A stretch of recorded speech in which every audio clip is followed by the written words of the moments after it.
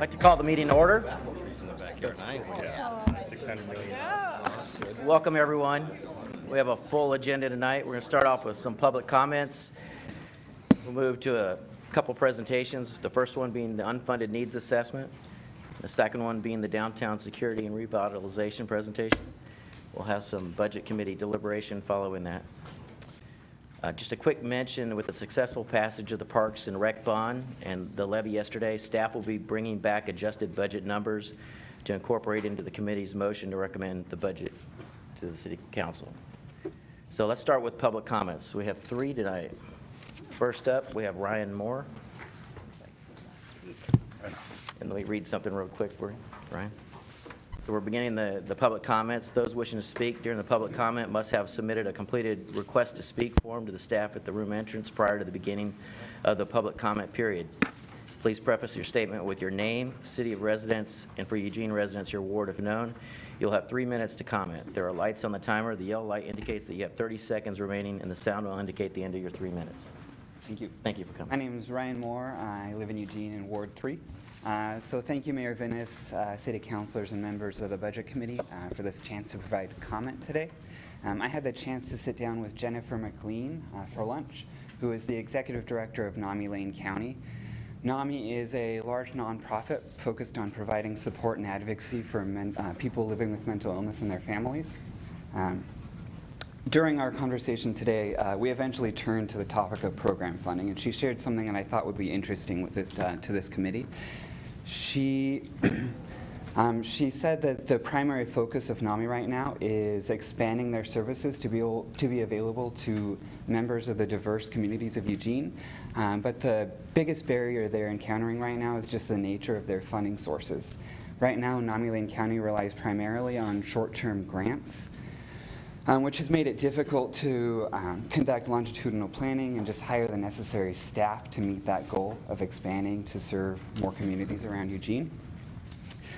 Jennifer shared with me that a more consistent and reliable funding source, perhaps through the city or even the county, would enable NAMI Lane County to meet this goal and expand their services.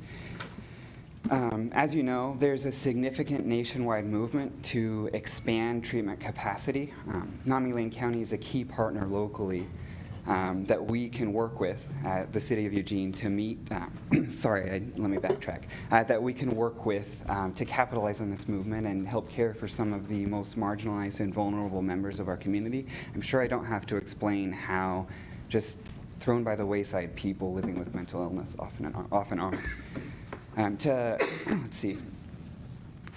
So to emphasize the point of long-term and reliable funding, the importance of it to nonprofits, I'm stumbling a lot, let me slow down. The importance of steady and consistent funding to nonprofits like NAMI Lane County. I work in Lane County Treatment Court, and we recently received a 3-year grant that allowed us to hire a case manager to help our participants access resources out in the community. We also dramatically bolstered our mental health program, and these things are not things that we could have done without a long-term funding source that we could have relied on.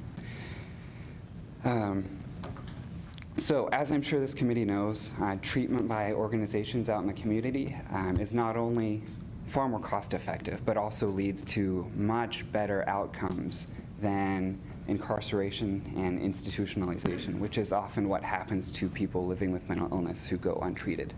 So I'm here again to ask this committee just to explore ways in which it might be a better ally to NAMI Lane County and our other local nonprofits working to address this mental health crisis in our area.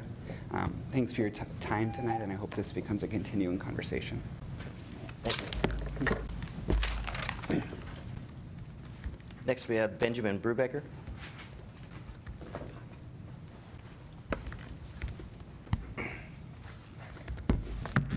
Hi, my name is Ben Brubaker. I work with Whitebird Clinic here in the city of Eugene, and I am in Ward 1. I came tonight because we heard that there was some discussion last week about cost savings and return on investment that the city's made. And I believe that the Cahoots program and some of the projects that we've done in partnership with Eugene Police demonstrate a lot of this cost savings. So we wanted to come back with at least some rough numbers for you. One of the things that we took a look at was just the total number of calls for service that EPD handles, and then what our percentage of those calls for service are that were handled. Back in 2014, we were doing roughly 10% of the total call volume. With the expansion to 24 hours and the two-van service model we have here in Eugene, we estimate that we're now handling about 17.5% of the current calls. What that looks like in cost savings is just from some of our rough estimates. We believe in 2014 we were saving $4 to $5 million for the city. If you look at the Eugene Police's estimate of $800 per call for service and the number of calls then that we were handling, and that's with limiting out some that we believe wouldn't have gone to the police at all, something like a counseling request. But just looking at what we believe would have been calls that Eugene would have otherwise had to handle, we think that that was around $4 to $5 million in 2014, and with going to 24-hour service, we put that number somewhere around $11 million. Because the cost of a Cahoots per call is much, much lower than that $800 number. One of the other things that we looked at that doesn't maybe directly impact the city is ED diversion cost savings. So we would estimate that since 2014 that we have saved anywhere from $20 to $30 million in ER diversion. And again, that ER diversion can be cut a lot of different ways depending on what you would call an ER diversion based on the logs and stuff we have. That's why the range is so wide. But that seems pretty in line with most of the math we've done about trying to limit out what calls would definitely have gone to the ER in any other municipality, something like suicidal ideation, homicidal ideation, somebody who's alert and oriented ×3 or less, so they have like a decreased level of alert orientation. So as we cut and slice it like that, we believe that that number is fairly accurate for what we're saving, at least Trillium and other local community partners when we're looking at ER diversion costs. And the last thing I would just comment on briefly is that we've really enjoyed the newer court project that we've been working with EPD. And we know just from some conversation with them that this is saving the city money again, and just decreased amount of law enforcement time that's needed for certain individuals, and that we can see from the statistics they're already generating that a lot of the folks they're serving have far, far less law enforcement contacts once they get into that program. And Whitebird believes that if we could do more with care coordination and some things that we'd like to help further implement for the people the Cahoots and court teams touch, that we could possibly show even a greater savings. And we're currently looking at trying to get funding together for those kinds of models. So thank you all for your time. Oh, sorry. Next we have Ron Breda.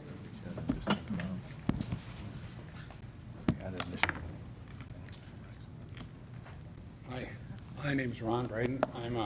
If I may stand, is that okay? I feel like I have jumped into the deep end of the pool. I was interested in what takes place here. I didn't know I'd have an opportunity to speak. I have 3 minutes, is that right?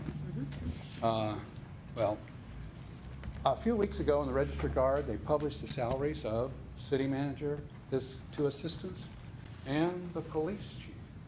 And I was kind of amazed at the size of the salaries. I'm retired, living on a fixed income. Never gotten a raise like that.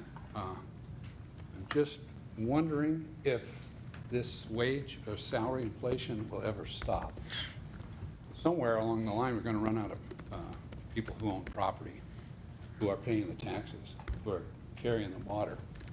So that's the gist of it. I don't know who I might represent besides myself, but I think there are a few of us out here who may think the salaries, benefits, retirement are excessive. So to that group, I pledge allegiance, and thank you for your time. Thank you. Thanks for all the public comments. In your packet, there are minutes from the May 24th, from the last meeting. Let's see here. May 9th, 24th of 2017. yeah, May 24th, 2017, May 5th, 2018, the May 9th of 2018 meetings. Are there any recommended changes or comments to the minutes? If not, need a motion? Move to approve. Second? Yep. All in favor? Raise your hand. Keep it high. All but two. Thank you. Next, move into our unfunded needs presentation by city staff.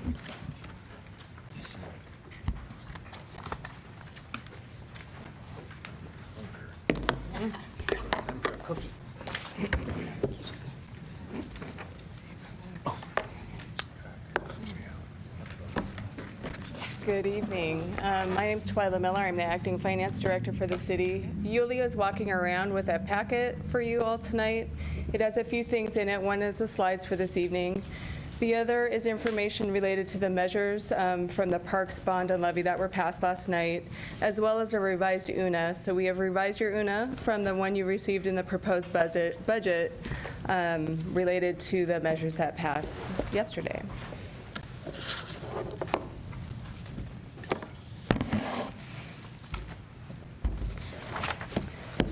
So the UNA is an inventory of unfunded needs in the organization. The purpose of the UNA is to provide the executive team, policymakers, city staff, and citizens with a better understanding of the range of unfunded needs throughout city service areas at a particular point in time. While the UNA is a snapshot in time, we do update the UNA every year as part of the annual budget process. Over time, there will be items that get funded and removed from the list. There will be other high priority items that emerge that are not contained in the report when it is made, and items that transform into different approaches to service delivery.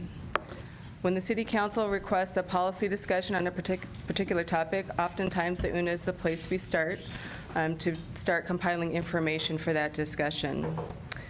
The executive team considers UNA items when crafting the proposed budget recommendation for the coming year. And the Budget Committee is asked to understand the items that were considered that were not part of the proposed budget that move forward, and the items on the UNA are the lists of those other considerations. So the summary shown here reflects the revised UNA based on the passage of the parks bond and levy yesterday. Some of the UNA items that will now be funded through these measures include 2 parks ambassadors and 2 year-round bike patrol officers to provide park safety and security, new park development as well as park renovation projects, trail and habitat projects such as trail maintenance, fuels reduction, vegetation management, and habitation restoration in natural areas, and the renovation of Campbell Community Center, as well as Echo Hollow and Sheldon Pools. So the revised UNA contains 138 items with approximately 217 FTE and significant ongoing and one-time funding costs. I do want to note that while items were removed from the UNA related to the levy and the bond, we did add item 69 on page 18 to account for ongoing services related to the parks levy, as the levy is a 5-year funding mechanism. And then finally, there are a wide range of types of services, including both capital needs and operational needs, and costs, including the one-time and ongoing costs. So as you saw in the previous slide, there are many unfunded community and organizational needs with limited capacity for funding. The path from an idea in the UNA to a funded project isn't necessarily always a straight line. For example, urban renewal projects follow a very different path than a project funded with general fund dollars or a dedicated fund such as the road fund or the airport fund. Recent council discussions around parks and recreation, downtown and community justice are examples of how an item can move from an unfunded need to potentially being funded through policy discussions, meetings, surveys, and other outreach. So this slide shows a variety of factors that may impact whether a project is considered for funding. When the Budget Committee, Council, or other stakeholders look at the items in the UNA, these funding considerations can help provide context as to why some items are able to move forward, while others simply are not currently feasible at a point in time.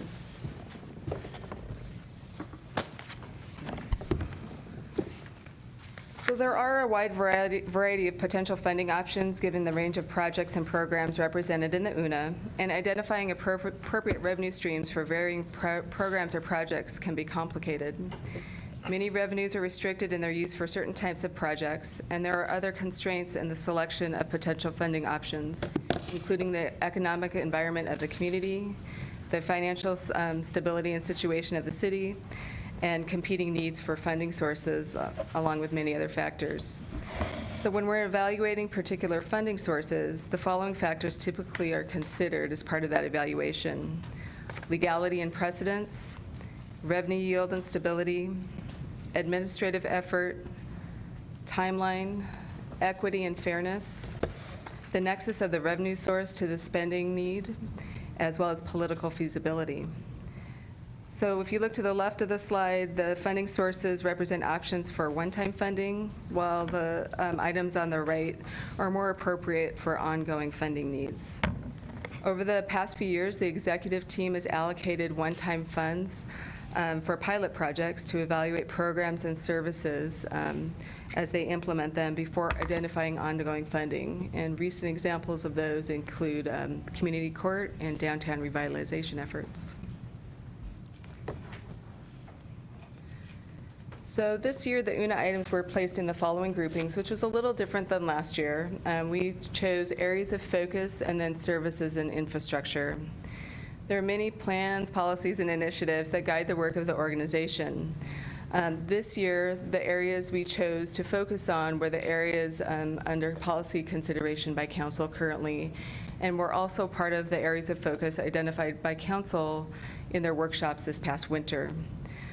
Staff who lead the work in each of these focus areas that you see here were the staff that selected the UNA items that fit into the categorization as you see in your in the report. So after staff identified the areas or the UNA items in the areas of focus, they took the remaining UNA items and grouped them under the service and infrastructure categories. So within each category, items are sorted from largest to smallest, first by ongoing need and then by limit duration need or cost. And then next I'll cover each area briefly. So the items in the area of focus are in your UNA in attachment or Appendix A. And so I'll just cover a few of them here. So for public safety and community justice, UNA items within the public safety umbrella include police staffing for patrol, investigations in the comm center, as well as items for ambulance transportation system, community court, and homelessness services support. For the climate recovery ordinance, staff have been working on CRO implementation since 2014, and they made progress in 2017 and the current year in developing a roadmap to provide ways to move forward with CRO goals. CRO items included in the UNA include setting up a revolving loan fund for internal climate reduction projects, hiring a data engineer to assist with growth monitoring, and implementation of strategies for reducing greenhouse gas emissions and fossil fuel use from operations and maintenance of city facilities. In the downtown focus area, there have been several strategic investments that have continued to occur in our downtown area. Examples of items in the UNA include an expanded court or community outreach response team, and funding for downtown activities and initiatives related to the downtown initiative and revitalization effort. And then finally, there's parks and recreation funding. Although yesterday's successful ballot measure made significant progress in funding parks and recreation, facilities, operations, and maintenance, an unfunded need still exists. Related items in the revised UNA include renovations to several community centers, pools, and branch libraries, as well as the expansion of recreation programming for youth after-school enrichment and inclusion activities.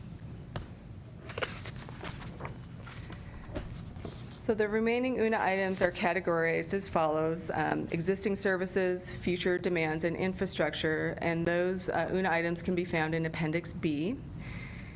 So for existing services, these unfunded needs support current services provided by the city and include funding gaps in existing programs, replacement of equipment and systems, and continuing current service levels. Projects in the UNA include expanded car camping, neighborhood planning efforts, command training center upgrades, and continuation of library services after the levy expires in FY21. For the future demand category, this highlights funding needed to accommodate new needs identified to growth in service areas and changes in technology as city staff position the organization to respond to a growing community. Projects include positions to support organizational needs such as information technology security enhancements, funding to expand library services, and projects such as the Emergency Operations Center and fire stations.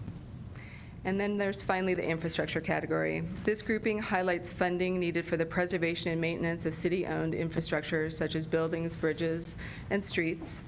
Projects include the pavement preservation backlog, urban forestry maintenance, and elevator modernization. So the executive team uses the UNA along with other processes and information to make recommendations to the Budget Committee and the City Council around funding for projects, programs, operations, and maintenance. The team strives to balance all the projects, programs, and services identified by council and the community, given the constraint that there is a limited capacity to pay for all of the many unfunded needs in the community and the organization. Areas of progress last year in December on the supplemental budget, the executive team prioritized 15 UNA items, and that included some of the things you see on the slide here. And additionally, there was funding for a fire academy, equity and contracting staff, and funding for an economic cartography tool. And then in the FY19 proposed budget, there's also funding included for many of the things you see here. There was funding for 24 items that were on the UNA list previously. In addition to the items here, there was also funding for jail beds, parking structure capital maintenance, and Roosevelt Yard infrastructure and redundant fiber line. So the UNA does represent the community and organizational needs that the city currently does not have capacity to fully fund. While the list is large and can seem overwhelming, the UNA is intended to provide a larger framework to the organization and the Budget Committee, helping to promote a long-term outlook to current decisions, provide additional context to the FY19 proposed budget, link potential projects with council areas of focus, and to identify the needs, the ongoing needs facing the organization overall. Items in the UNA will continue to be part of ongoing discussions with the City Council through various policy discussions and planning efforts, such as community justice, the Transportation System Plan, downtown revitalization, and the Climate Recovery Ordinance. We expect that the City Council will continue to consider all of these funding options for various programs and services as these conversations unfold. And so with that, it's a pretty quick recap of a document. I'll open it up for questions and conversation. Thank you. We have 20 minutes for the questions and comments. We'll begin on the left here with Councilor Pryor. And we do have the timers going for the 3 minutes. Thank you. Yeah, no, I think this is a great presentation, and it really gives a sense of the scope of just how much unfunded need there is and how many different areas it crosses. And so I think in trying to organize it for me, I like the categorization of it, and I think that's a very valuable thing to do. But I keep going back to slide 5, which is funding sources. Because if you're going to talk about unfunded needs, the key word there is funding. And we only have a limited amount. The budget we have covers what we've said we want to cover, but if we want to talk about anything else, we have to go back to either, as you've very clearly pointed out here, repurposing existing revenues or finding new revenues or increasing existing revenues. Now, there are some one-time funding opportunities, and I think recognizing those and seeking them out is a great thing to do. But even in the one-time revenue, we have to look at what's available. What is our freeboard, our capacity in terms of one-time funding? So it's going to be a tremendous balancing act, and I look forward to how we might, if possible, integrate some of this unfunded needs. But as you put water in, something else has to come out. And so I think that will be hopefully a worthwhile conversation. Really? I really agree with the idea of matching revenues to what we're seeing here. And that sort of goes along with what makes it difficult for me to read through this in some ways. It's really great to see the list, really great to see it categorized as it is. But some of these are really large spending categories, and they feel really binary. So UNA number 1 is the Climate Recovery Ordinance, community-wide implementation. It's got a really big sticker tag. So does climate recovery initiatives as you move down. These are all listed out. Parks and Rec funding for Southwest Eugene Community Center, pool and branch library down in Parks and Rec funding. So you're seeing like $32 million. These feel like they shouldn't maybe be as binary as they are. And I would love to see a little more of what pieces could go into this, what pieces when we're prioritizing, if there's a revenue source that might go towards a little bit of that, perhaps there are fees that can be increased and you can check something off that box. Because for me, it's really hard to make a decision or to read something that there's so much that goes into each one of these. So just thoughts as we talk about it. Would love to hear more, especially ones that are rising to the top, about pieces that we can maybe attack and what that debate looks like moving forward. Chunk it out. Chunk it out, yeah. Councilor Zelenka. I didn't have any comments. Jill? Thank you for the presentation and the update. I don't have any comments. Yeah, I'm good. Thank you. Yours. I have just, could clarify this for me on page 5, whatever number slides those were. Areas of progress, supplemental budget, are those things that were on the UNA last year that we gave money to in the supplemental budget, so they've made progress? And if not, what does it mean? These were items, so the UNA's actually developed in the fall. So when the executive team is having budget considerations in the fall and looking at the supplemental budget, these were part of the UNA that was developed this fall. And so there was funding made in some of those areas. And so in some areas, we were able to remove an item from the list. In some areas, we were able to provide one-time funding for some of those as bridge funding to keep initiatives moving forward. So those are things that are in progress. Correct. Thank you very much. No questions. No comment.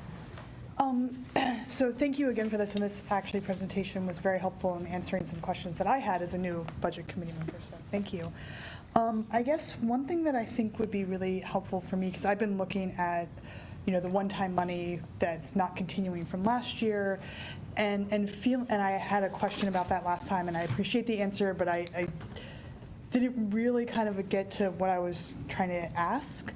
And so I think one thing that would be helpful is it feels like at least one of the things that was the prior year's limited durations fund kind of ended up back on the unfunded needs assessment.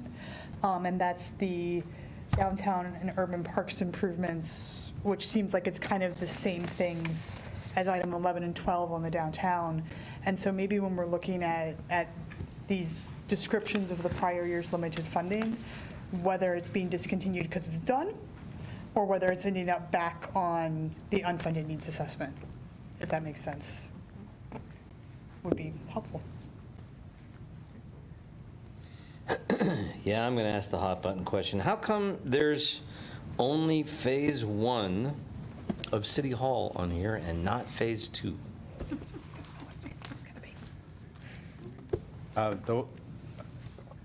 What the council has talked about so far has been more definitive plans for phase 1, and there really has been just very preliminary conversations around phase 2. Some of these are preliminary and kind of not very, because that's good planning for us to understand the scope of the things that we want to do. What I'm trying to get at is I think, perhaps I'm wrong, with the exception of one of my colleagues, been very clear that we want a phase 2. So we're not listing it on the unfunded needs, and this number is different. The 15.8 for phase 1 seems different than the last conversation we had about the number for phase 1 City Hall. So I'm just wondering I don't know about the number. I just don't remember all of that. I don't think there's an issue with putting phase 2 City Hall onto the UNA. I mean, we don't have a concern with putting that on, so. I guess my question is it an oversight that it's not on there? I think it's just, it's not, it's an oversight, and I think it's more about the progress we've made so far in the conversation. But it's, But it's we can sure put it on, yeah. You understand it to be council's will that it's intended, is that correct? No. Yes? I think so far what the council has said is I'm just asking him, okay? Yeah. What does he think? I think what we've talked about so far in City Hall is a lot of conversation about Phase 1. Obviously, the property swap is a piece of that. We've had a conversation about where potentially a Phase 2 would go in that as a part of that. But I don't think there's been a definitive landing spot for a Phase 2 on City Hall yet. Or if we're going to do one? There isn't, you haven't made a decision that you're going to do that. You actually haven't made a decision yet that you're specifically going to do a Phase 1 either. Thank you, sir. Appreciate it. I'm just trying to understand the document. Thank you. Josh. I'm done now, yeah. Great. Thank you. This is great. I really appreciate this document. You know that I was a multi-year financial plan, its predecessor. May it rest in peace. But it was helpful, and I know that, I have a bunch of comments and some questions, but I want to acknowledge this is a lot of work to put together. It's a lot of work to update, and so my questions are really directed at how we can improve the format over time to inform the community about some of these long-run strategic issues. For people watching at home who may not have this in front of them, I do think it's important to mention the scary numbers. $53 million in ongoing funding, that unfunded, and $350 million in one-time costs. As we pointed out, there's some things that are not in there. So it's good for us to have a sense of scale. That's more than we could handle in a year, but we're also not thinking we're going to handle it in a year or 2 or 5. But they are big. They're also. John, did you do that? See his foot moving. I could do it again, too. That's right. Apparently. Can I have 3 seconds back, please? So, and maybe this follows on what Emily said. I think maybe a next version of this, or maybe this is the job of Budget Committee members, a little bit of context, like how does one even think about handling an additional third or so of the general fund in unfunded ongoing obligations? That sounds big. $350 million in one-time costs completely dwarfs the CIP. It seems like we need to sort of put these things next to the things that are like them for scale. So I think we're missing a little bit of context, but I'll at least just say those numbers. A couple of other notes, and then I have some questions. I want to thank you for flagging things that are related to the UNA throughout the year. These are really emails from Jamie usually about things that are coming up before council. I think you've done a good job making this a live document, and I think everyone should have a chance to refer to it because you've made it easy to read. So a few quick questions. Is there a way to connect UNA items to the open budget tool so people can see where we're looking ahead to things that we haven't had funding for? I know those are kind of apples and oranges, but they're related. To have a direct connection in the tool, we can have a connection to the UNA, a link to the UNA as part of that tool. We've done that in other ways, like with urban renewal and the CAFR and some other things. So we could link the UNA document more directly to the tool through the common questions or an FAQ. Yeah, I guess I'm just thinking you all are walking around with connections already made in your head between these different documents.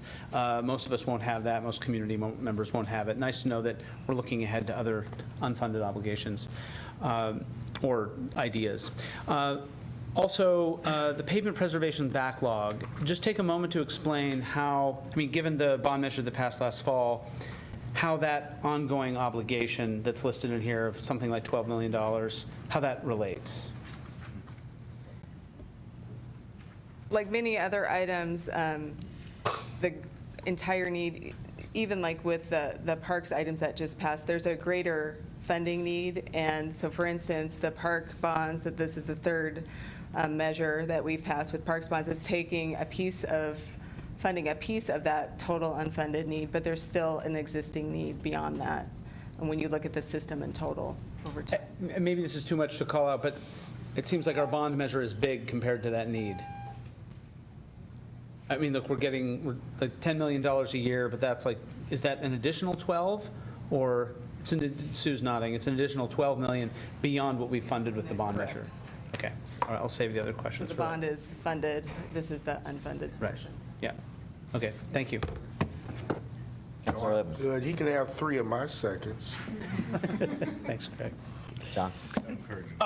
Really good, thank you. Just real quick. The only area that I struggle with a little bit is kind of extrapolating out what's a wanted need versus we're under a legal obligation versus, something like Cahoots where it makes good economic sense. Yes, it's not funded, but we could save money someplace else. It'd be helpful, and maybe you already have that in your head, but it'd be nice to be able to say, hey, if we funded this, we could save that. Or that there's some way to kind of extrapolate out value, not just desire, but, we have a legal obligation, or this money would save money over there. So a good example that might be back to pavement. If you fix the street now, you're actually potentially saving a couple of bucks down the road, and so there's a way to compare that kind. So it's that kind of data. Exactly. You got it.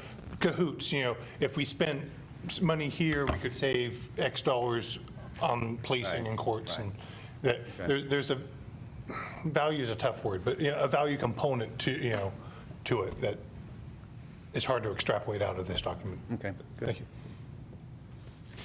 Thank you. I'm going to pass. We'll open up a queue.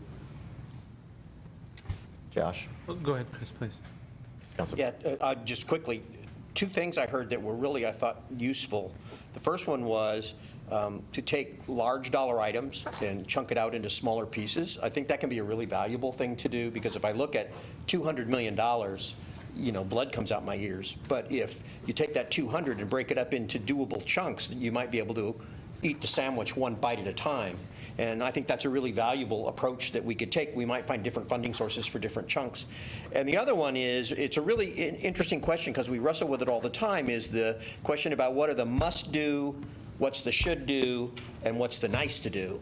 And I think that's a real shifting discussion, because what falls into each one of those categories varies from person to person. But it would be nice if we could begin, if possible, to zero in on at least what are those must-dos. Either there's a legal obligation to do them, or some sort of an imperative that requires us to do them.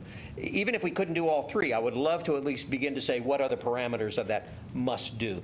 And then maybe then go into the should-dos. But I think those are both ways we can begin to get more clarity on this whole budget discussion, which to me is a very important thing. Thank you. Josh. I agree with that. That sounds like a great idea. I guess narrowing in a little more, just I want to pick up where John left off. So we had some discussion of, actually way back with the MYFP, about having some sense of life cycle costs, or net life cycle costs, or net life cycle savings for some of these things. I think the way it first surfaced was that a lot of the items under infrastructure have cost savings attached to them. Some of them just have more ongoing costs attached to them, and you've called out that to some extent.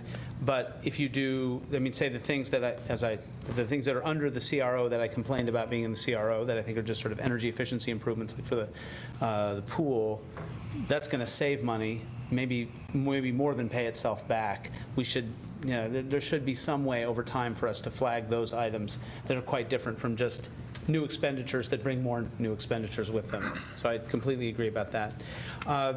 I think we answered the pavement preservation backlog, but maybe you can just tell me, is there a fuller accounting of this in the pavement preservation report. I know there's an annual report. And I guess the reason I ask is that if you look at the graph that we've seen in service profiles and elsewhere of the decreasing backlog, right, that came down from something like 200 million to something like 100 million, I assume it's that 100 million that we're still chipping away at.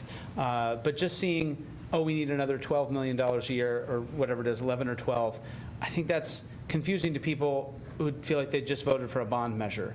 So I don't know if there's a place that squares that up. Is there? There is their annual report, as you suggested, does have all of that analysis and data in it that would show the graphs and what happens when different things get funded. And so I guess the question is how to link that back into a place where somebody that would like to, one, that they know it's there, and then two, how do they link to it? And so I think we'd have to kind of think about how to do that. Yeah, well, and not do it for everything maybe, Right. but pavement preservation's a lot. It's something we go to the public for. We should have either transparent accounting in one place or an easy way to get to it. I've actually read that report in previous years. It's not for the faint of heart. People are suffering from insomnia. I suggest maybe several years worth of that. So it's a little tricky just to link it, but that would be a start. So then I guess my final comment is really about the earthquake preparedness things I talked about last time. I won't repeat my entire soliloquy, as tempting as that is with my remaining time. But maybe you could say a little bit about why that isn't in here, whether you think I've misinterpreted the purpose of the UNA on that count. I'll leave my time for follow-up questions. Is this related to your question about the value of total assets? Yeah, some like measure of total seismic liability in the event of a quake, as opposed to just the two items that seem related, like the new fleet facility and the critical bridges items number 139 and 138 respectively, I just mentioned. Right, so we have those items, and we also have the items related to doing the seismic work on buildings in the city. So while we could have the value for all buildings, the component of having that in the UNA is The value, well, partly, it feels like the value, it's good to know the value, but the value of all of that replacement actually isn't an unfunded need unless you have the earthquake. And then it's definitely an unfunded need. So having the value could be important. I don't know if this is a document to put that particular number in because it's not really an unfunded. Well, okay, then maybe just seismic upgrades. Forget about total replacement value. Maybe I misspoke. But what it would cost to upgrade, if the library is not seismically ready to go, what it would cost to upgrade this particular building, for example. Is that what you're thinking? Some of that works. yeah, and so we have the cost to find out, Right. but that's not really the point, right? I mean, that's a kind of a tiny number. So once we find out, then I think we would put that kind of stuff into the UNA. right. The actual cost of doing the work. Is that what Right. you're thinking? That's the problem, is that we're waiting until we find out to have even a ballpark estimate. Maybe I do have to repeat my soliloquy in a future round. I'll wait. It's a soliloquy round. Sean, followed by Counselor Semple. In the ongoing costs category, is there any calculation in there for the offsetting benefit that might occur? Is that included in that calculation?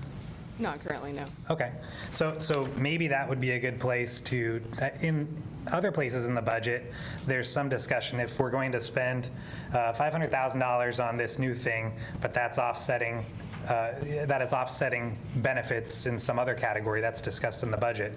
So maybe there could be some sort of calculation in ongoing costs, for instance, with pavement backlog, where if we spend $12 million, that's going to not cost us an extra $1 million per year in ongoing expenses, but have $1 million credit essentially from the budget. Or you could have a second or a fourth category there that is ongoing benefit or ongoing savings, I guess. So just a thought. Counselor Semple. Thank you. I've gone through the budget a few times, and I'm pretty surprised to not find anything for homeless support. It's been a big topic for years now, at the top of a lot of people's lists. And on page 17 from last week, under strategic investments, number 3 is addressing homelessness, but I don't see it in our budget. The UNA has homeless services support, 1 FTE. I'd like to know more what that person would do. Citywide homelessness coordination and program implementation services, yeah, I want that. What is it?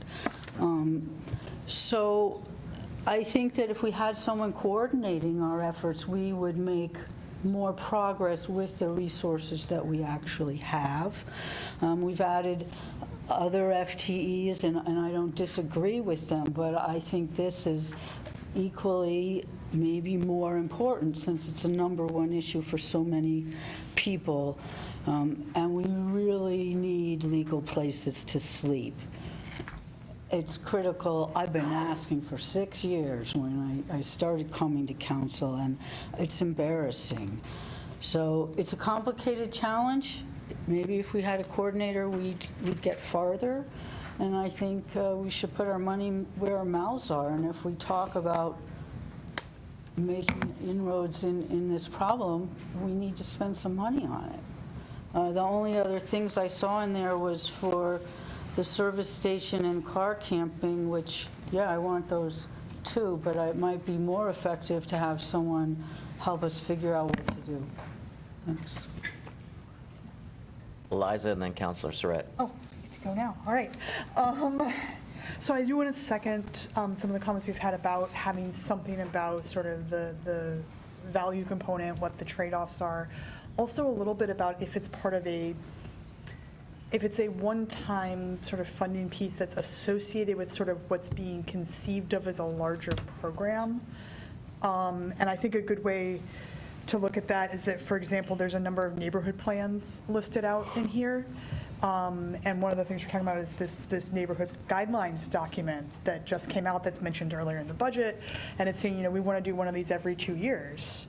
Well, if that's really the goal, then that's not really one-time funding for this neighborhood plan or that neighborhood plan.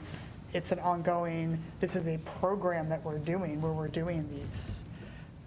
Because given the number of neighborhoods we have, that's 40 years. That seems ongoing. The other piece with that is that, I'm seeing a number of things in here that are like limited duration, that are, things reaching the end of the useful life. And I'm just looking at this page I happen to be on, but the airport parking equipment's reaching the end of its useful life. We have other places where we kind of calculate the items that are the depreciation on the items and maybe the need to replace them at the end. We have stuff set aside for that, to replace things as they reach the end of their useful life, or is that always going to end up as an unfunded need? Sorry. Equipment replacement. Fund, right. So we do have a equipment replacement fund in the general fund, Okay. for general fund equipment for, so there is a mechanism set aside for some funding there. Other equipment will, depending on what it is and how it's funded, may end up in a document such as this over time. Okay, and so maybe that would be a good piece as well, that if we're replacing something that's at the end of its useful life, that will likely at some point also, again, reach the end of its useful life, to be like, okay, we're spending this money for the airport parking equipment, and we expect that to last 50 years, versus we're spending money for the airport parking equipment that's going to last 10 years. I think would be helpful with some of this one-time piece. And then I guess my last question, I guess I'll just take up all my time because I can. The areas of focus, and I know that this document gets created at different points, as sort of the areas of focus change. And I'm thinking about the retreat that council had back in the fall. In future versions of this, will we seek areas of focus that reflect those ongoing discussions about homelessness, about, housing, about those areas that council's identifying as this is an area we want to focus on as that categorization? Like next time this gets Right, so as I said before, staff updates this in the fall, so every year we'll take a fresh look, we'll see what's happening with conversations at council and things, things happening at that level, and we'll adjust accordingly through time. Okay. So next year, we may. Every year we'll take a fresh look. Last year, we categorized differently, we focused on different plans and policies. But depending on what happens through time, those areas might change. Okay, super, thank you. Councilor Surratt? Thank you. So I just noticed, glancing at the memo that you gave out in response to the information request from a question that Josh had from 3/5/2018, the answer you provided refers to the UNA Services and Infrastructure item number 144, but our packet ends at item 138. The packet's been revised today for the measure, so over last year. It got renumbered? Oh. You're not hiding a page of the UNA? I'm hearing that was actually referencing last year's UNA. Okay, that's what I was wondering, because it's not specific in the answer to the question which UNA is being referred to. All right, thank you. Councilor Evans? Yeah, thanks. I'm going to go back to that memo as well, and one of my concerns has been, and I'll continue to kind of harp on this, is the right-of-way franchise fees that we get through Comcast, through telecommunications, and the potential that the FCC may have to either eliminate, reduce, or cap, do any one of the three of those things to that fee that could cost us potentially $2.2 million, or maybe even more money than that in the long run. So I'm going to ask two questions. One is, what is the short-term strategy to respond to something like that if it, say, happens in June or July, and then we're shorted out? Are we going to dip into reserve for revenue shortfall to make up the gap for the next fiscal year?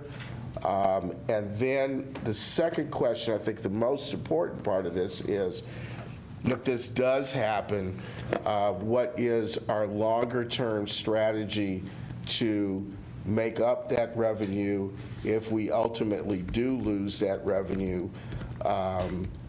I'm really concerned about, trying to explain why we have that hole to our constituents, and we just can't just turn around and just point the finger at the federal government. We can, but, it doesn't wash well when we are trying to say we're going to need more money, either through a fee, some kind of increased fees in some form or fashion, or a tax increase, just to maintain current service levels.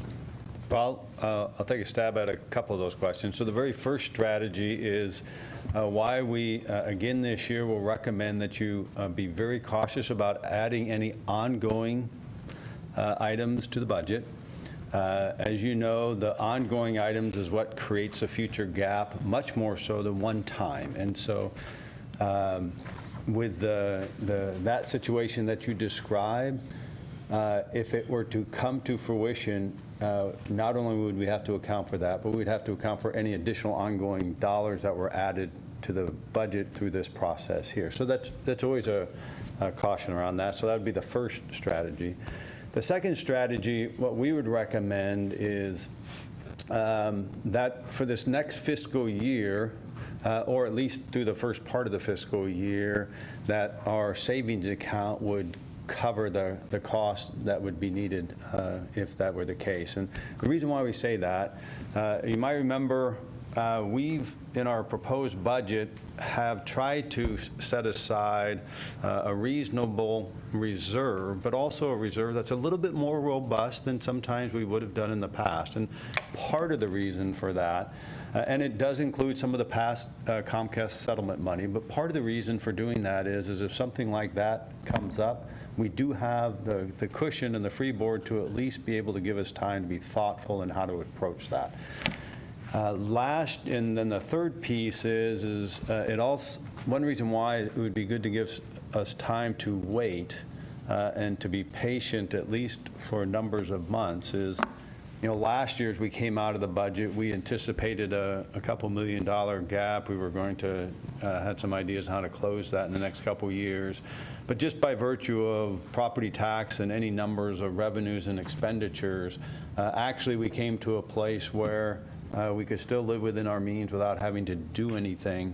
And so last year we didn't overcorrect based on the future, and it worked out fine. So we would also recommend we wouldn't need to overcorrect immediately. So the strategy would be cover that amount with a savings account as we need it, take the time thoughtfully to figure out how to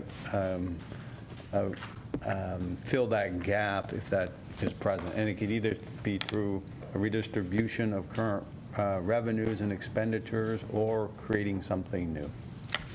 And to follow up on that, John, by reducing our savings account, our reserve for revenue shortfall, what effect would that ultimately have on our bond rating in a long-term context if we had to continually backfill, for that gap? I'll talk on a couple of things, and then Twyla, you can talk probably for hours on this. And so, depending on I think what has been a real positive for us with the bond rating agencies is a very active management of our budget and our finances to not do exactly what that you're suggesting that we wouldn't want to do. I think what they would say is if we're continually drawing down our reserves without any thought about how we're either going to replenish them to the right place or to structurally realign our budget, I think that would have an impact on a bond rating agency. And so part of what we have been doing for the last many years is continually making structural changes to our budget and having a reasonable reserves. And so a bond rating agency looks at that and says, you're actively managing that to good financial principles, and therefore they say, it's not as risky, and therefore our bond rating reflects that. And so I don't know if you want to add more or if there's...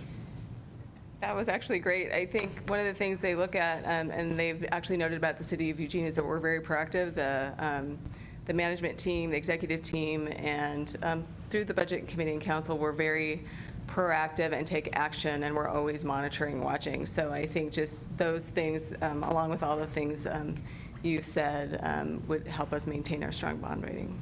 I commend staff for that, but at some point there is a pressure point where we'll end up having to, that structural effect will have an impact on service delivery. Absolutely. And that's the thing that people will not fundamentally understand, and I'm not sure that we know how to communicate that to them. Now, I mean, this is all what if. So if the FCC ruling were to go into place and there was a significant impact on our anticipated funds into the general fund at several $1 million, we would not be waiting for months before we come back to the council and have that kind of a conversation. So we would engage in that conversation much sooner than waiting for that period of time. And then as a council, and if you want to involve the budget committee, I think then we would want to take those the months leading up to the next budget or supplemental budgets to be how to not only communicate that, but what do we do to make sure that we do structurally realign our finances in a way that not only meets the bond rating agency, which is a nice indicator, but actually continues to try to provide the services that people expect in a way that they expect to have them done. So if that happens, we'll have conversations much sooner than later. Thank you, Councilor Zelenka, and I'll close the queue after this. Yeah, I just want to reiterate something that Josh Gove said, so he doesn't have to do a soliloquy. And that is that the UNA is treated much like a CIP, capital improvements program, and it treats all expenditures the same way, when in fact some expenditures create ongoing costs and others create savings. And I would like to see the UNA separate those two things out. And I'd like to see our CIP do that, but that's a long discussion. So that when you make an investment into, say, an energy efficiency, as Josh said, it creates savings. And it's not just the capital expenditures. If you replace motors and pumps that have been costing a lot of maintenance, and then you no longer have that maintenance anymore, it creates a savings. So not all expenditures create ongoing costs. Some actually create savings. And so CIPs, one of my pet peeves is the CIPs never seem to acknowledge that important fact. And they treat all expenditures the same way, when in fact they're not. I don't know exactly how you take that piece of information and integrate it, but maybe there's another column that says savings on some of the things. Okay, we'll take a break. We'll be back at 22.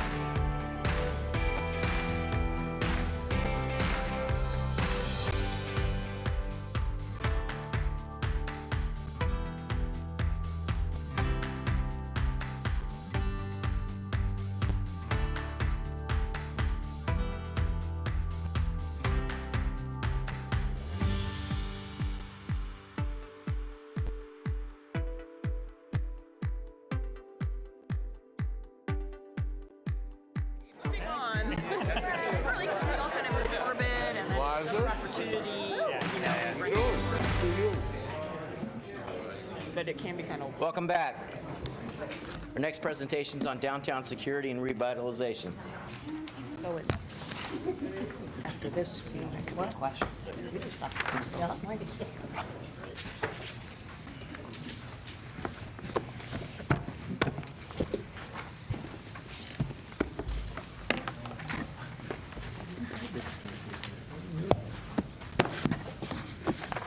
All right.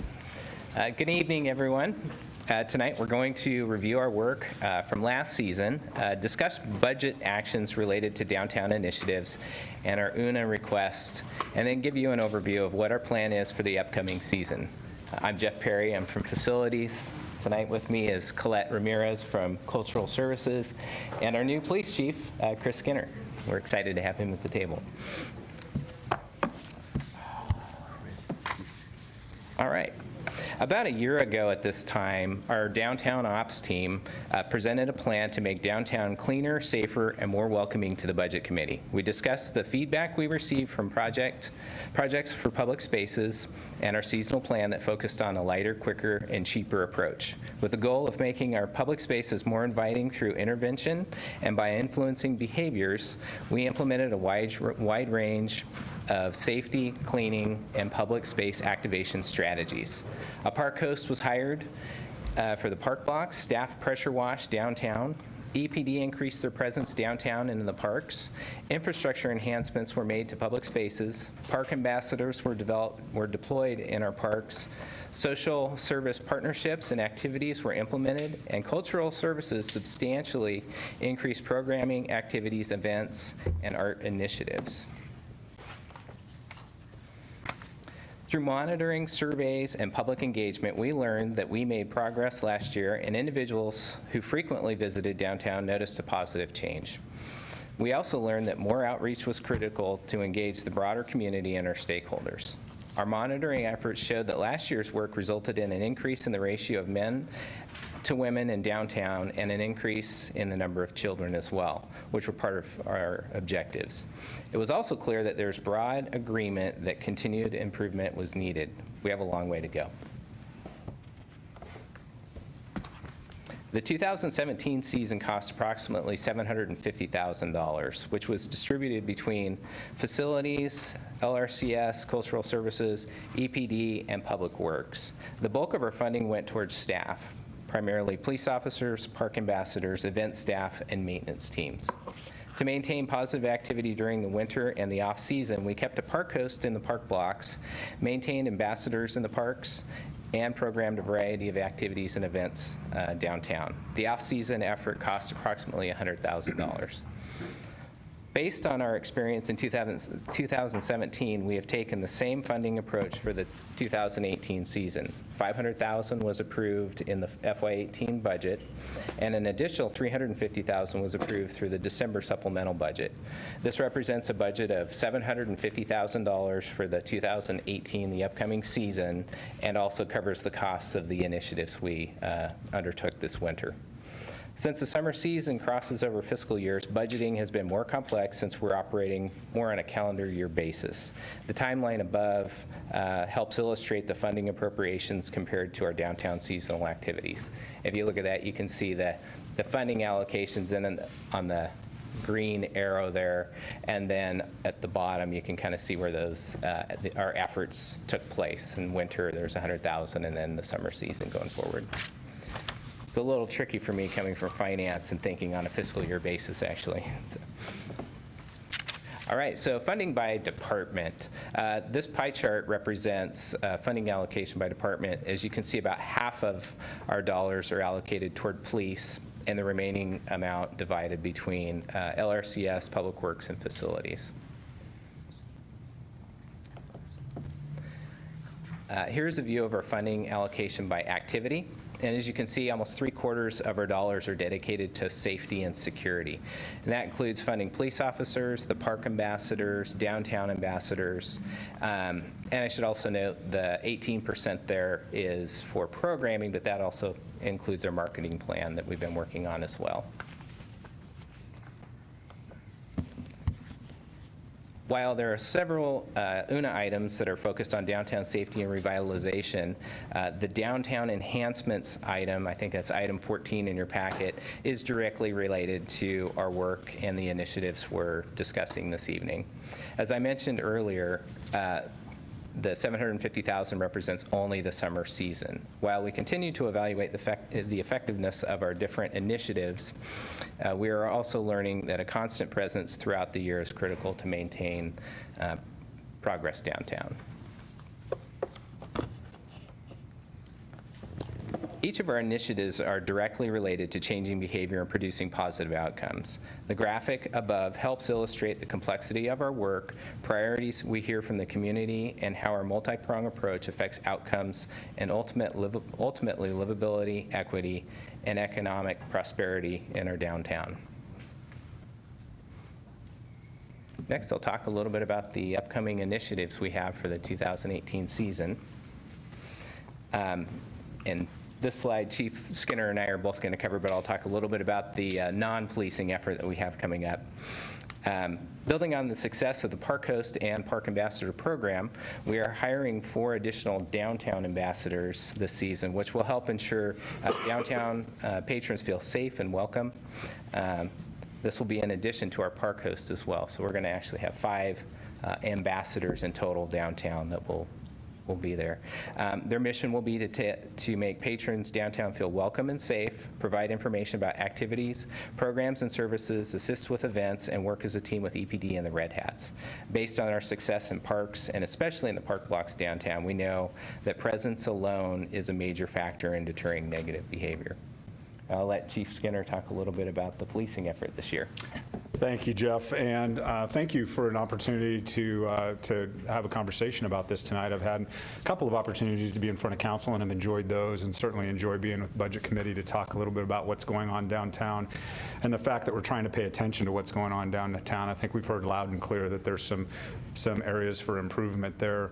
From a staffing perspective, as you can see on the slide, 2 officers in the parks and 2 officers downtown, and this is a slide that was generated well before the successful passage of the bond measure yesterday, and so that essentially solidifies those 2 officers for ongoing funding through that bond measure, and so we're looking forward to being able to provide that on a more ongoing basis. Now, keep in mind, please, that being able to provide 2 officers dedicated to parks depends on our staffing levels, because we are quite frankly not in a position where we can dedicate those sooner rather than later in a backfill type of scenario. So we're going to be working on adding those 2 FTE into our hiring plan for the summer and see if we can start grabbing those officers and get those officers hired and then be able to backfill those for full-time park officers.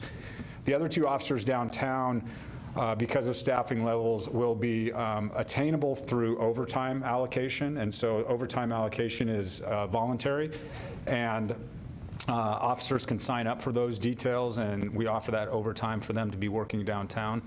Oftentimes that's a challenge. You heard this afternoon a number that I gave council that on average officers are working about 126 to 128 hours a year in overtime already, and about 50% of the time that they work, they have to hold over in an overtime situation just to get their job done. And so as you can see, trying to fill the downtown officer position with overtime is competitive with all the other overtime that they're being asked to work in the normal course of their duties. So I just wanted to make sure that we set the stage for kind of a realistic conversation about the direction we're going.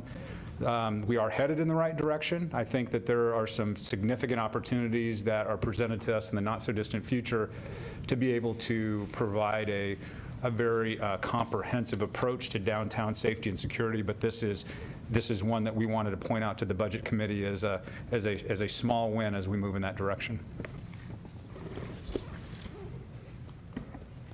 All right. One of the major concerns we also heard last year was that our downtown was dirty and unsanitary. To address these issues, we focused on a deep clean strategy last summer, which we are continuing with this year. We have one person dedicated to pressure washing and also planning to lease a sidewalk scrubber, which will allow the team to clean more sidewalks and public spaces on a daily basis. In addition to our hanging basket program, we are buying additional redwood planters. The planters are quite inexpensive and also very mobile, so they can be moved around without much effort, which is often a challenge with the heavier concrete planters. The strategy will also help address concerns raised about large crowds congregating on sidewalks and blocking right-of-way areas. In addition, our Cultural Services Urban Canvas program, a new program, will also be commissioning more murals downtown from local artists. The attended restroom in the park blocks was a tremendous success last season. No incidents or illegal activities were reported. This was a major improvement over the portable restrooms, which turned out to be a haven for illegal activity. In partnership with Parking Services, we will be replacing the inefficient and ineffective portable restrooms with another attended restroom, which will be located in the Overpark Garage. We are excited about this investment and optimistic we'll receive positive feedback from our downtown stakeholders who have frequently expressed concerns about the portable restrooms. Yes. Another important part of our multi-pronged approach is making social services a priority by continuing to support efforts that do work, such as Community Court and the Community Outreach Response Team, as well as implementing new pilot programs. Two of our new programs, the Downtown Youth Initiative and the Youth Mentorship Program, are focusing on our young people downtown and building positive adult relationships. As part of the Downtown Youth Initiative, our colleagues in Recreation have been engaging the young people outside of LTD and the library since this winter with the goal of building authentic connections, building those positive relationships, and we're really trying to help those that we can. They've been outside every day providing activities, positive activities, as well as connecting folks with services. And then this summer, we'll be implementing our Youth Mentorship Program, which is an evolution of the Downtown Youth Initiative, and we'll be hiring in collaboration with Facilities 4 to 6 young people from the Downtown Youth Initiative, 15th Night, and Echo Alternative High School. Our goal is to provide the valuable opportunities and job skills for these young people. And then another new pilot program intended to address an issue we are aware of. It's actually not listed up there, but it's our temporary day storage for individuals downtown. It's often challenging for individuals carrying large bags and personal belongings to gain access to services downtown, like Community Court and the library. As a solution to this problem, we are implementing a temporary day storage program in partnership with St. Vincent de Paul and placing that storage unit on the south side of the library. We're excited and hopeful. We've received support from our stakeholders and other downtown businesses. So I'm going to cover in one slide all the awesome things that we're doing with programming this summer. But one of the big takeaways from Project for Public Spaces is that people attract people. And we saw that last summer with all the positive activity. And one of our objectives as part of our multi-pronged approach is to activate those public spaces and to attract that critical mass. By attracting and modeling the positive behavior we want to see, we see the influence it has on the general behavior of most people during these programmed times, which also helps to change perceptions of downtown. The first part of our programming strategy is to support large events like Eugene Sunday Streets, All Hallows Eugene, and to draw community members from the broader community, including families and children. One important budget consideration to note about our signature events is only one of the 10 throughout the year are funded out of the downtown operations budget. The second part of our programming strategy is to provide more ongoing experiences and activations that influence the culture and behavior downtown on a more regular basis. So most of these experiences, such as Fridays at the Park Blocks, Farmers Market Family Days, public playable art pianos do come out of the downtown operations funding and were new initiatives last year. I also want to go into more detail on the downtown program fund, where we receive a great return on our investment. You actually have a little handout. Should have gotten that. And our cultural services team has been talking for a few years, how do we incentivize programming and encourage partners to really take ownership for downtown and activate the spaces. And this year we're hopeful that we've hit the nail on the head, and we've more than doubled our investment through matching funds, and worked with a panel of internal, external stakeholders, and we're going to be seeing an additional 25 events on top of what we already do in the downtown core. So really just working to make those successful now. So there's so many great opportunities. I could talk for much longer than one slide and go into more detail, but we're hopeful that our attendance and positive presence will continue to grow. And a positive presence that helps us change perceptions, which has been also another prong to this whole approach. And to help us do this, we know we need to communicate our successes downtown as well as the challenges and share those positive stories. So we've been working with private businesses and other partners on a joint marketing partnership. Collectively, we are working to promote downtown as a hub for creativity and entrepreneurship, because that is what we are. And it's a great model for working together on a shared vision. So as we look ahead, we acknowledge there's still a lot of work to do, and the issues downtown are really complex, and there's not one single definitive solution. So as we embark on our second season with our current strategies, we remain committed to the multi-pronged approach of keeping our spaces clean, safe, and fun through programming and activations, the emphasis on safety and security, as well as having a clean and beautiful environment downtown. And we're not also just focused on the lighter, quicker, cheaper approaches, but also longer-term strategies. While this can be challenging with one-time funds, we remain diligent to working with our partners to ensure our dollars are making a positive impact. We will continue to evaluate our success and the values of our initiatives to be certain they achieve our overall mission of a safe, welcome, and vibrant downtown. Thank you. Start with the left again, Councilor Pryor.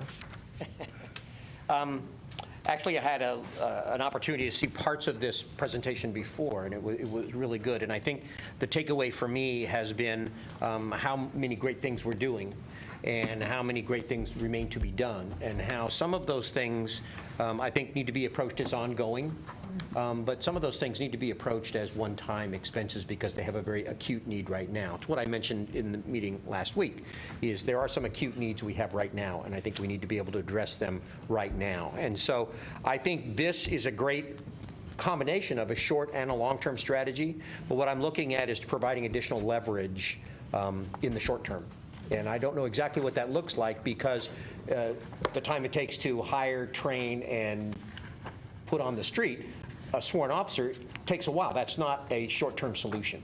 And so while we're getting up to speed with that, what are some of the other shorter-term things we can do? And I don't have the answer to that per se, but what I am saying is I'm willing to look at what might be needed in order to be able to deal with some of the problems that are already beginning to occur today.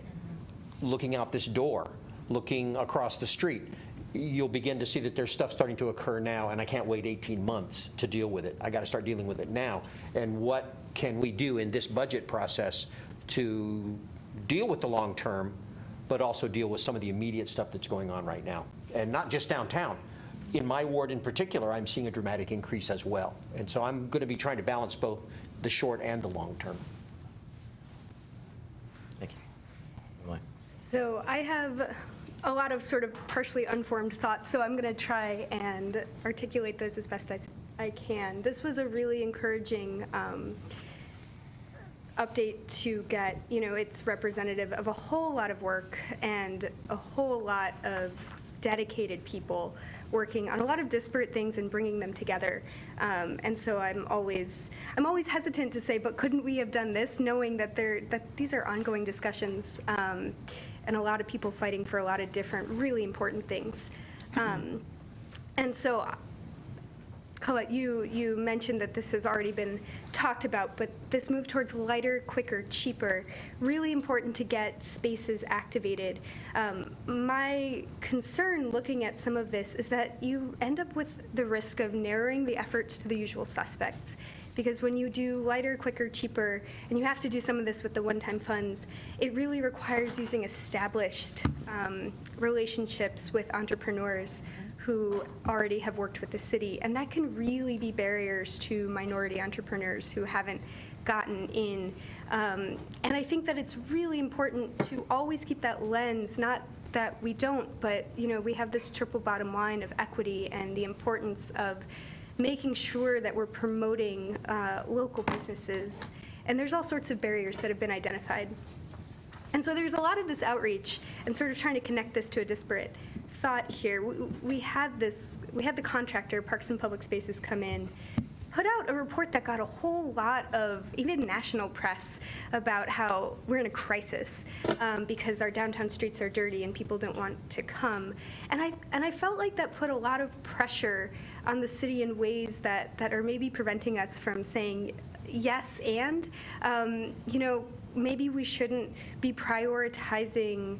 It puts pressure to prioritize, street cleaning, which is really important, over perhaps spending as much on getting, folks who aren't usually in downtown to downtown, or folks who, talking about different districts, we see on the UNA, we see that Peterson Barn is on the unfunded priorities, but a lot of folks may be coming from, you may be able to connect people there to opportunities downtown to program.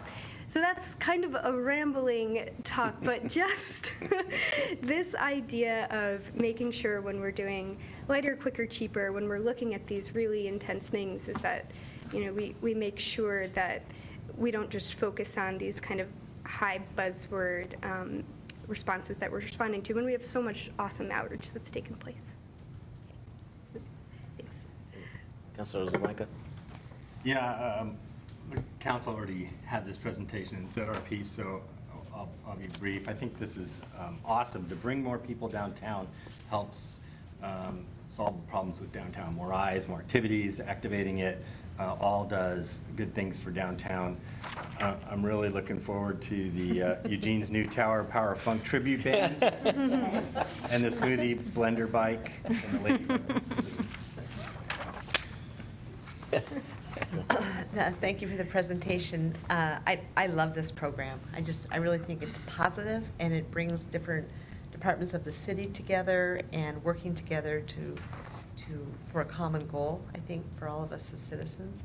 So since it's going to take a while to get the two patrol officers on bikes, is there any way to maybe up the ambassadors and to maybe have a few more ambassadors while the police are getting up to speed? Is that a possibility?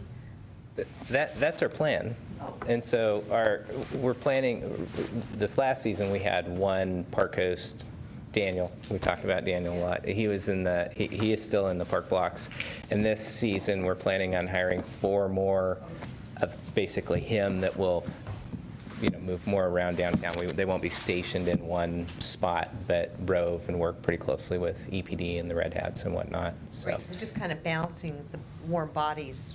Yeah, the presence. Yeah, okay. And we're literally reviewing applications right now, so they should be on board here pretty darn quick. So. Oh, thank you.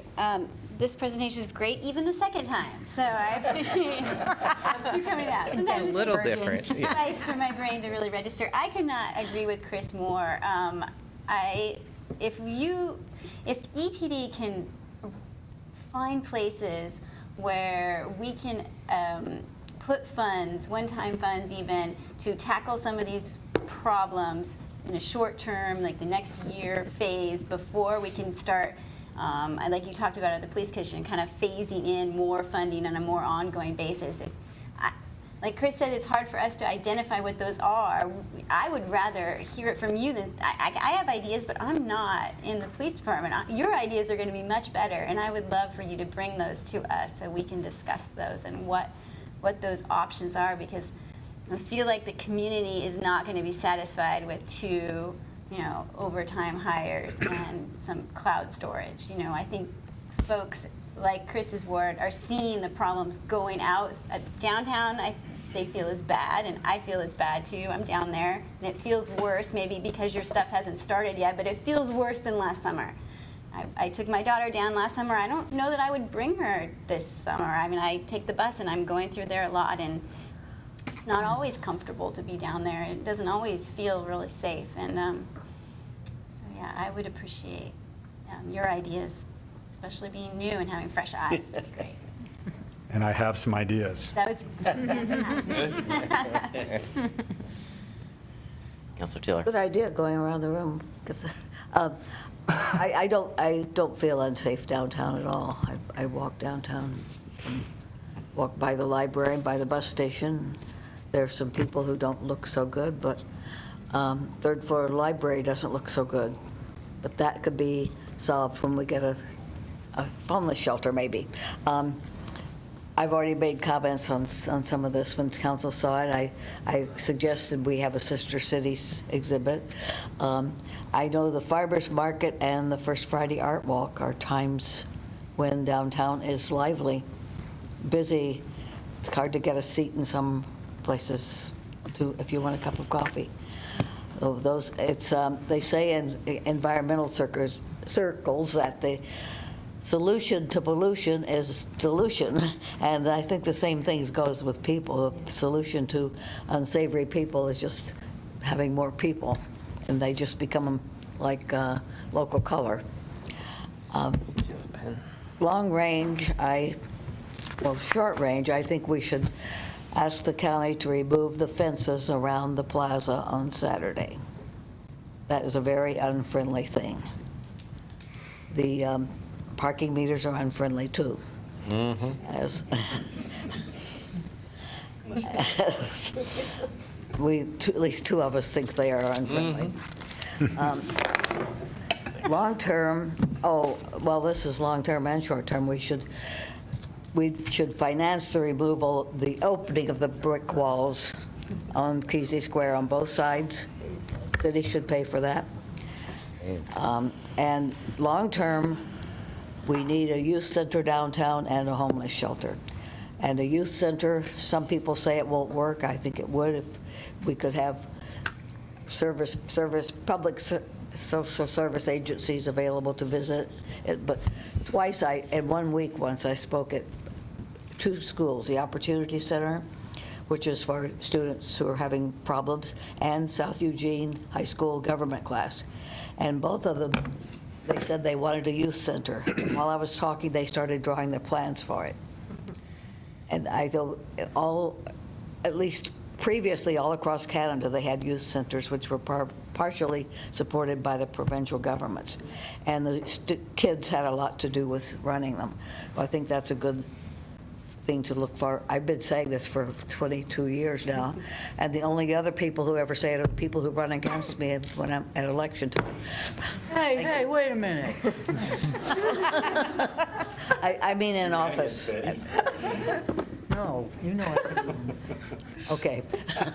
Though there are people in the public, there are people, but Emily wasn't on the council then. I used all my time. I don't usually do that. Councilor Semple. You're up. Thank you. Sean and I were having a discussion during the break, and I'd like to pursue this. The person from Whitebird talked about how much money Cahoots had saved the police last year and that they didn't have to respond to as many calls. I'm sure there were statistics on that. I don't remember. But since it's going to take us a while to get more police, and Cahoots is already proven to be able to take on some of those duties, maybe we should consider, while we're considering, I would like more money for EPD, that we take some of that and look into increasing Cahoots even more. And maybe that would alleviate some of our pressure on our officers. So I don't know who to ask for more information about that, but it's something I'd like to pursue. The ambassadors, are they going to be full or part-time? How many will be on duty at once? How much do they cost? And how much training or experience, or what sort of parameters do they need to get hired? If you know that now, I'm delighted to hear it, but otherwise I can wait. So for ambassadors, we're staggering their shifts. There will be 2 on, no less than 2 on at a time. We're talking about Sunday. That's the only day that we aren't sure exactly what we're doing. But and we'll have them start earlier in the day and stagger it, so then they're toward the evening as well. And right now they would align with EPD's shift, and when EPD has a stronger presence, that'll even go farther into the evening. And so that's the concept. Monday through Saturday, we're kind of working through that, but that's the overall idea right now. They're $26,000 per season, give or take, for starting now through each, and they're full time. Yep. And so $18 an hour is their rate, and so and training, that was the other question you asked. Experience, who... Experience. And so, yeah, I mean, we're going through the recruitment right now, so looking for individuals that have experience, probably a little bit of security, a little bit of outreach, things like that can work in an environment downtown. They're actually a little bit different than the park ambassadors because it's an urban environment. It's probably a little grittier, and so we're really looking at the right fit for that. And so I think we received I can't remember, 70 applications, something. And so we have quite a few we're sorting through as we speak. Training, it's pretty intensive training. We're hoping to line that up and really have an intensive training for the first couple weeks so we can get them on the street and then continue to have more trainings as we go forward. Part of that includes de-escalation training, working with Cahoots, and verbal judo is another one. We'll work with EPD on ride-alongs so they can understand their role and how things work. And so they'll have a ton of support from other areas when they're in operation. And what sort of uniform will they wear? What would you like to see? Well, I was at a meeting several months ago, and it came up that we could need ambassadors, and we were talking about tie-dye vests. Saturday market people volunteer to facilitate that. You could trade them around. You wouldn't have to have your own. They'd be so Eugene. So there's a suggestion. I cannot argue that. We've talked about blue. I don't know if that's as exciting as tie-dye.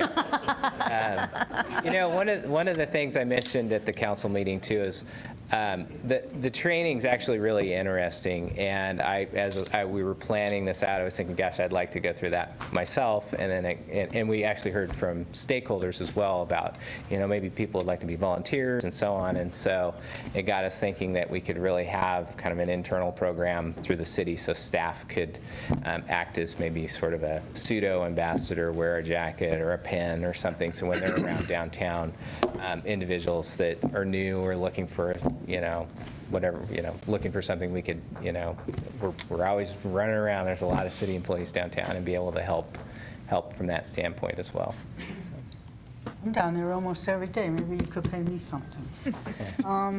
You got it. This is good. I like the way it's going. And as I've been saying for months and months, red caps, some money for red caps, Cahoots, red caps, ambassadors. And I totally agree with Betty. We've been both talking, Betty before me, about a community center and a youth center, which would be different. You want to get people off the corners, give them somewhere else to go. You don't want them sleeping on the sidewalks. Let's find a place for them to sleep. And at Josh's suggestion, he had to go. We would both like, when in September you're working on the next UNA, that you make sure there's some homeless funds on there. Thanks. Thank you. Sean? Thank you for the presentation. Yeah, I think, with the public commentary, it's big numbers that are being talked about from the gentleman from Whitebird. $4 million, $5 million in potential savings per year, which in context of the entire patrol budget is something like 15% of the patrol budget, so it's substantial. And I think last year when we heard from the police department, there was a critical issue of even if additional funds are provided, actually staffing the open positions is a challenge. And maybe that's changed, maybe it hasn't. But I think some additional creative ideas about where funds can be invested in a really efficient and achievable manner in terms of actually being able to go execute what the funding is provided for would be interesting. And I also think, and I know this is already a consideration, but I also think that solving the problem is not just pushing it somewhere else. It's really addressing it and trying to address it at its core and not just push it into other neighborhoods. So anyways, I think that those are all things you're thinking about. We have the unfunded needs assessment with some downtown initiatives on there. If those have changed or if there are additional ones as requested, I'd be interested in hearing what those ideas are so that we could talk about potentially finding funds or trying to meet those needs. Thanks, Councilor Surratt. Thank you. Thanks for the presentation. Could you go back to the 6th slide, the funding allocation by department? Kind of combines two of my questions. Who bathroom? That one. So, Chief, I apologize if I missed this. So you said there was a plan for bike patrols. Is there a plan for bike patrols this summer?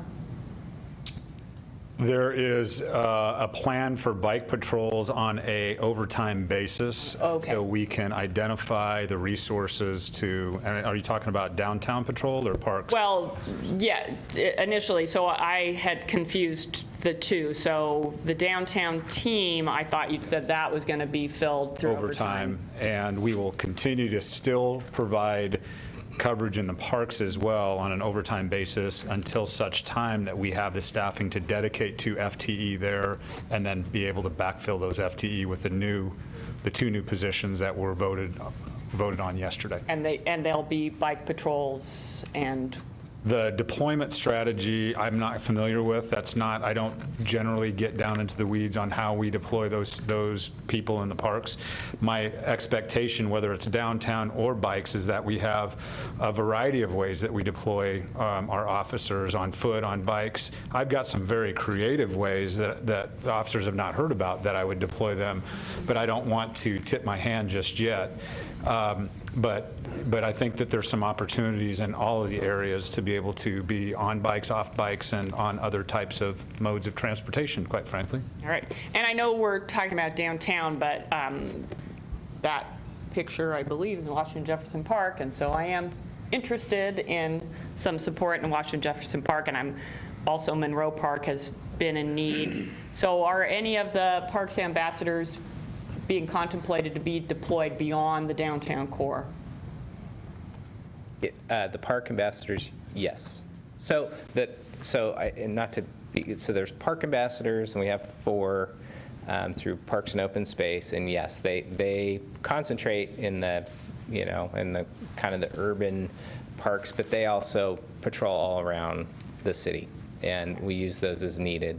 And the downtown ambassadors would focus downtown. We've actually talked about maybe, as needed, maybe even using them where we might hit a Monroe Park or something like that, where we know there's some of the parks that are really close by because they're going to be on foot. And so, where could we use them the best when we have them in place? So at some point, maybe not in the context of budget discussion, but I think at least council, I think we'd love some details on where those ambassadors are deployed and what specific, particularly public areas, parks in the urban core that they're going to, because that's important information for us to share with constituents. And then I just want to make sure, so Chief, in terms of downtown, so the downtown team right now is a team and supporting community court, and so did I hear you say you might backfill some, you might be using overtime to staff some of the downtown team? For the 2 additional downtown that For you the saw on 2. the slide will be backfilled with overtime at this point. I think what you can expect at council's direction is for us to do some significant work through the summer to come with some of those strategies that may look completely different or enhance what we already have as kind of an option for future investment on what I think is the direction we need to go in the downtown core. That will be much more robust than just sworn police officers. It will be very, very comprehensive approach to what I think we need to do downtown. And it'll be engaging staff in that discussion through the summer. So I think we'll get your needs met as we get some clarity from council on the direction we'd like to go. And I think that I've heard, at least so far, loud and clear, that we should start those efforts to bring some of those options to council maybe by July in that meeting before you go on break. Yeah, that'd be great. And I mean, this is an operational thing, but just knowing that downtown team has worked as a team, and it's very important that folks on that team, know what the role is that they're playing downtown, and that they're bought into community court and the other initiatives. I think that, and I've got Sergeant Julie Smith in the audience, and certainly can bring her up, but I think if there is an opportunity for you to see whether this downtown team understands their role. No. But I would just. So I'm just worried about folks who are getting overtime, who are taking the assignment through overtime, who aren't normally part of the team. That's I see what you're I'm saying. thinking about. No, they certainly understand their role. Yeah. Generally speaking, those people that will sign up for the overtime, it's not their first rodeo with the downtown team, and understand what the mission is that they're trying to accomplish. And I think just to finish the thought is that if you were to attend community court in this next iteration, you would see some of the great work that they're doing, getting people into the system. And so we're really proud of those. Absolutely, and I shared with you that I heard from the defense attorneys in community court that they direct their clients to your officers, and that's why for me it's important that anyone who's joining the downtown team, even for one shift, understands that their role is different now than it was 6 years ago.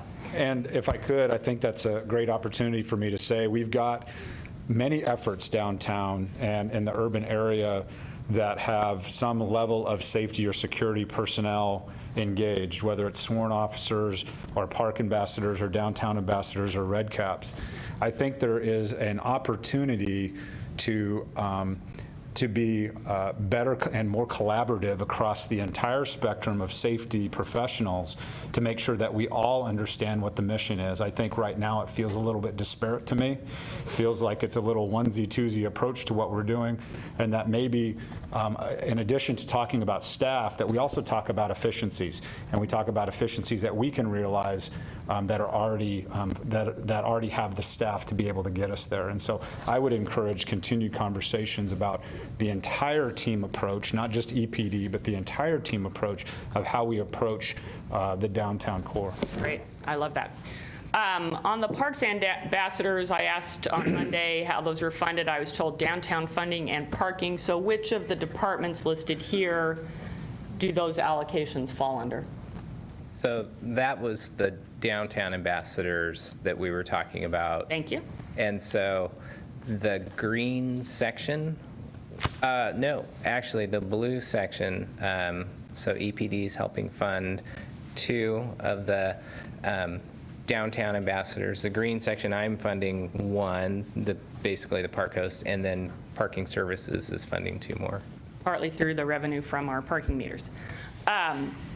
So could we get job descriptions for the park ambassadors and the downtown ambassador? Absolutely. Thank you. I have one on me if I look around here. So. All right. And then going to the cahoots conversation, that at one point that had been concentrated in downtown, if my understanding is correct. Is that still the case? I think you're referring to the court program? No. Oh, just Whitebird Cahoots Services. What was the question? Because Captain Camcar could probably answer that. Your answer is yes. Okay, and great. And then following up on what Sean and I think Emily said, learning more about the cost-benefit analysis of our work with Cahoots, I think would be great. And one last question, temporary day storage, how is that being funded? It's through our downtown ops budget. So that's all through my budget, through the facilities piece. Your facility? Yeah. I have to think about this for a minute. So, yeah. All right, thank you. Liza? Okay, can we go back one slide? So first of all, I want to say that the programs that happened last year with the lighter, quicker, cheaper, like obviously they were just a piece of the thing, but it was something that like I noticed a difference. And so I really appreciate that. I thought they were really great. And I want to make sure that I'm understanding this correctly. First of all, I think it's supposed to say June 18 there, right? So what we're saying is that the one-time funding that was in the fiscal year 18 budget is funding these programs through June 30th, so for another month and a half. Of 18. Of this year. No, so we received FY18 $500,000 July 1, and then we received another $350,000 in December, so a total $850 in this current fiscal year. 100 of that was spent on winter activities and Park Ambassador and whatnot, so we have effectively $750,000 starting this spring, and that will run all the way through September. Okay. And so that's why I was talking about the cycles kind of,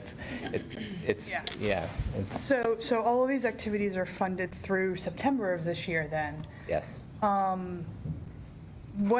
we're doing the budget for next year right now, for next summer. Is this in the budget for next summer? Never really sent a check. Not at this time. You might remember part of what we'll take a look at as we move into the supplemental budget one in December is where would be the opportunity to continue to fund these kinds of things, and through the community justice initiative. So these kinds of things get rolled into that kind of a conversation, which is how to fund these things on an ongoing basis. And depending on how that conversation turns out will depend upon what, if anything, needs to also then get included as a part of a supplemental budget in December. Okay.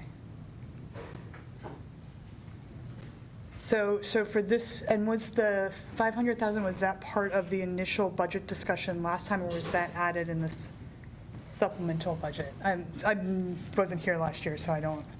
It was actually part of the approved budget that the council approved. Okay. For the budget, and then additional money was added during the supplemental budget. Okay, and then I guess to follow up,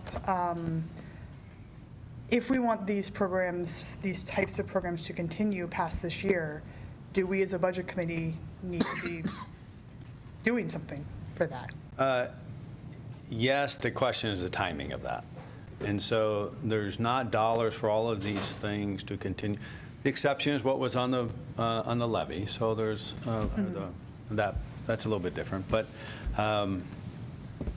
community court is in this budget, so that will extend through the calendar year.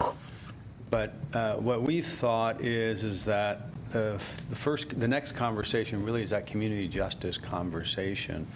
And again, depending on how that turns out, it may or may not mean that there's additional, the budget committee needs to take additional action to extend to the next year or not. We just don't know the outcome of those conversations yet.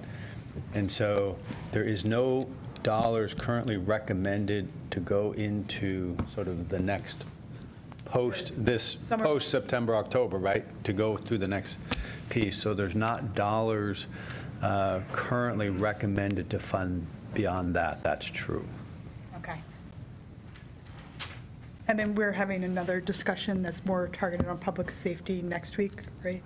I believe that's in the Yes, that's next week's correct. agenda. Okay, so I'll do all my public safety stuff. Chief, you said a couple of things tonight that are very encouraging to me. Thank you. I'm hearing you say, yeah, I get it. We're coming back with more information. We're putting some things to work earlier, and that's really encouraging to me. Thank you for that. I appreciate, again, the presentation. You guys are doing awesome work with this. Last year was fantastic.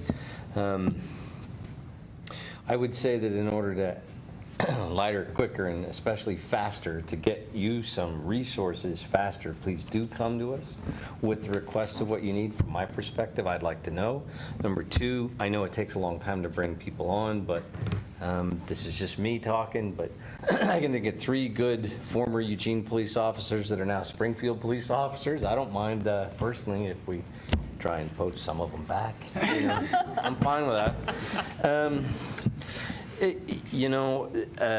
There's also a perception issue that I want to address, because we did a really good job with pressure washing, which is awesome.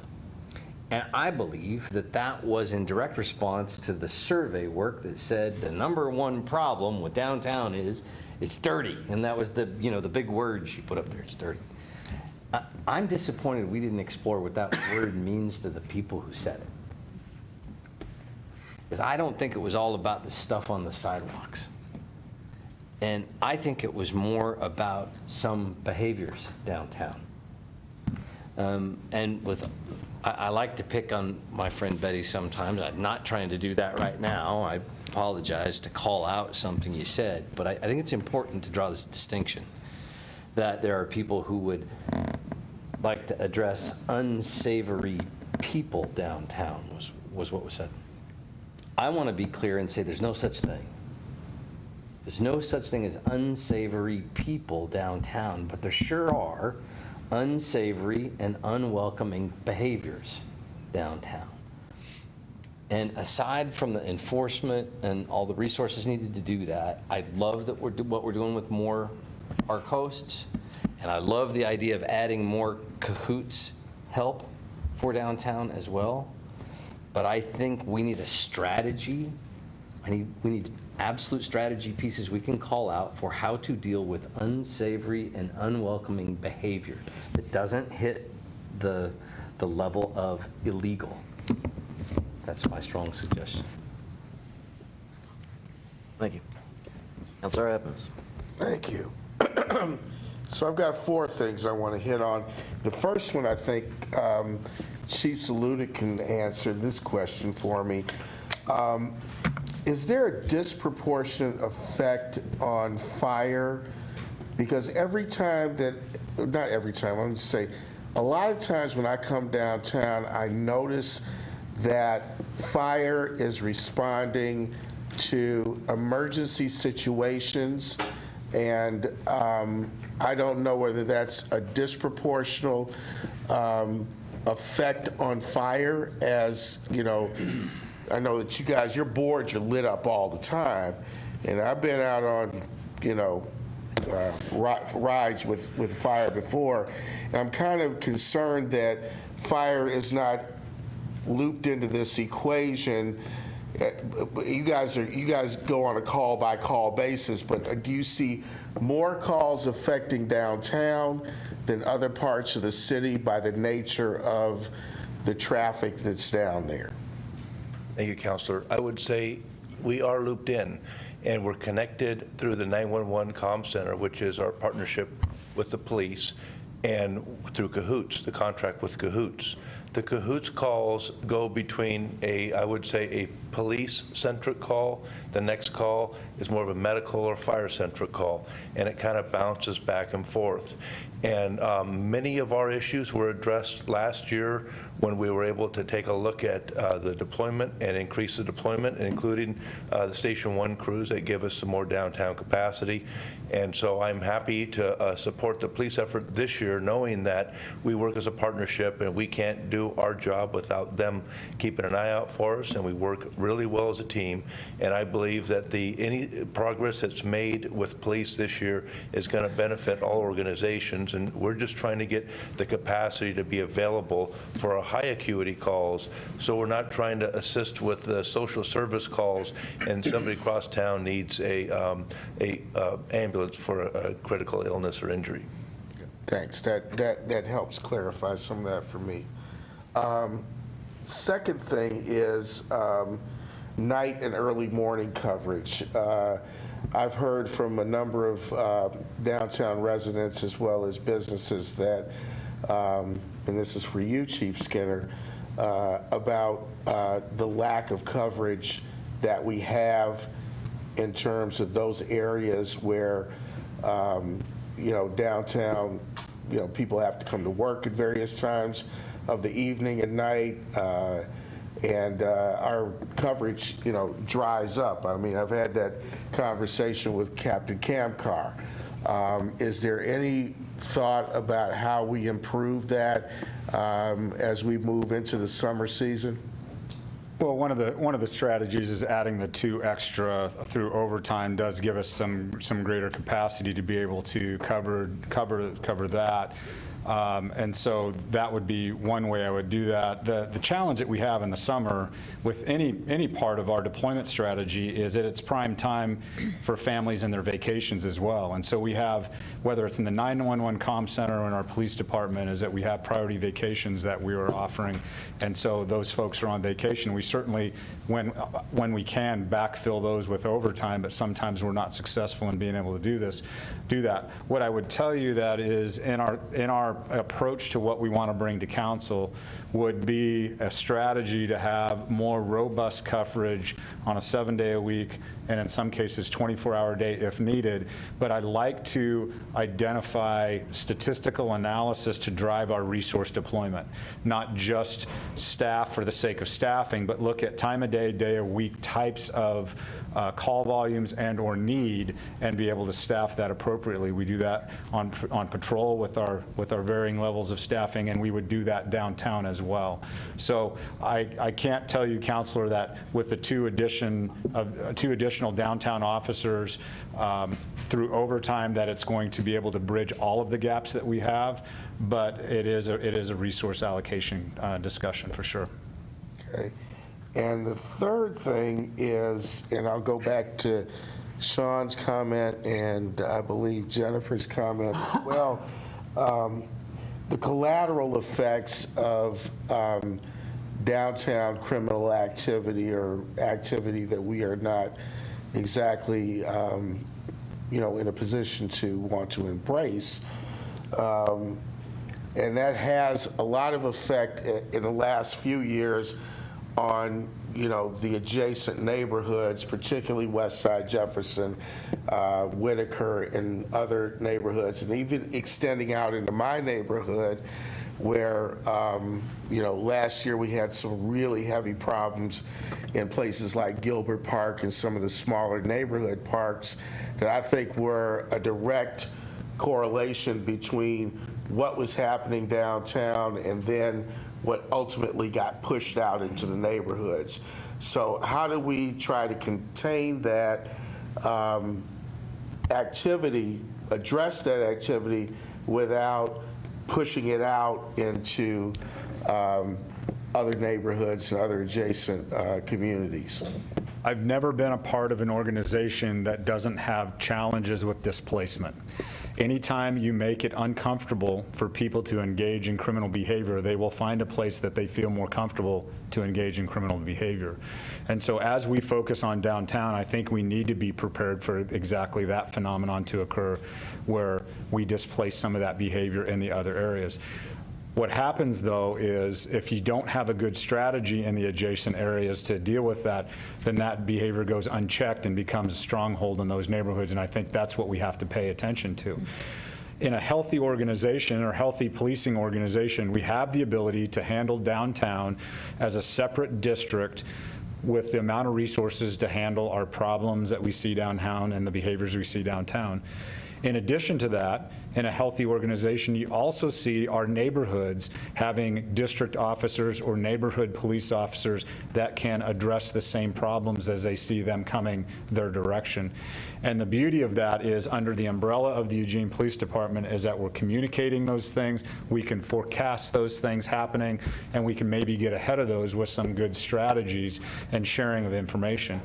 every agency I've ever been a part of, one of the biggest challenges is sharing information and communication, and so we're certainly working on that as well. So as much as I don't want to anchor everything that we do to resources or the lack thereof, I do think that it's important to note that as we displace criminal behavior, we're going to need the resources in our neighborhoods in Eugene to see that coming and to be able to address that as well. I'm very encouraged by the numbers that I've seen from community court about the recidivism rate or the lack thereof.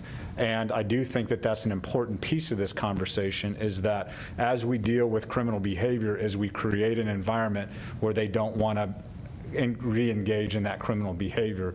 And I think that's a piece of this conversation amongst others.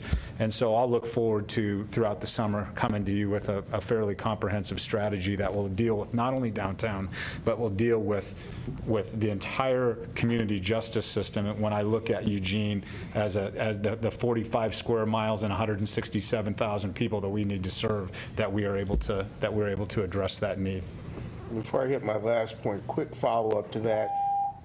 I lost it, but is there a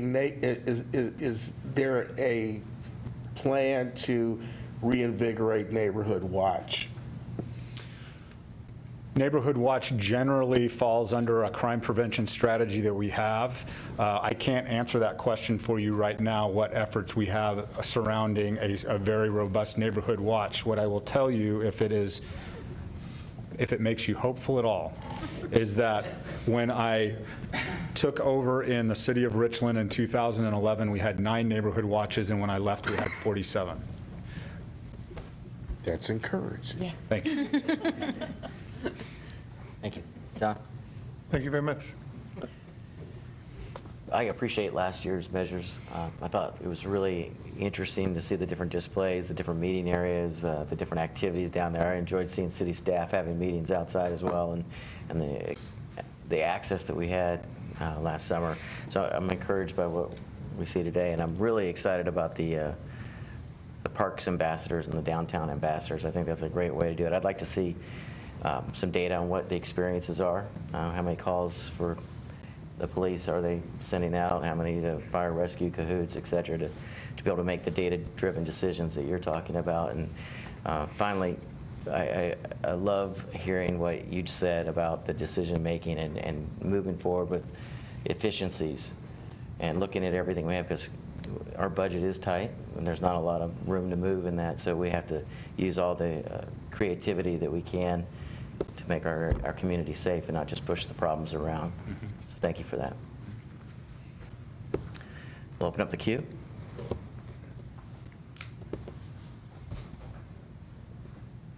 You, Councilor. Okay. But you were pointing at me. I am. I'm pointing. Neighborhood Watch.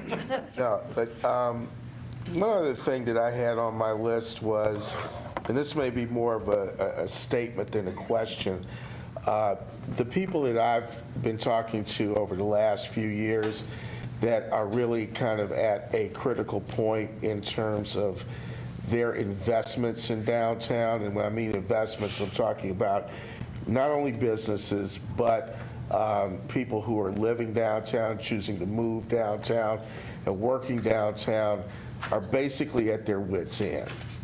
And I think that right now we are at a tipping point in this community, and if we don't do something, I don't want to say more dramatic, but more impactful than what we've already done, and I'm giving you kudos for doing what we have done, we are standing to lose more residents, more businesses, more positive activity in the downtown core, and that has an effect that reverberates around the entire city.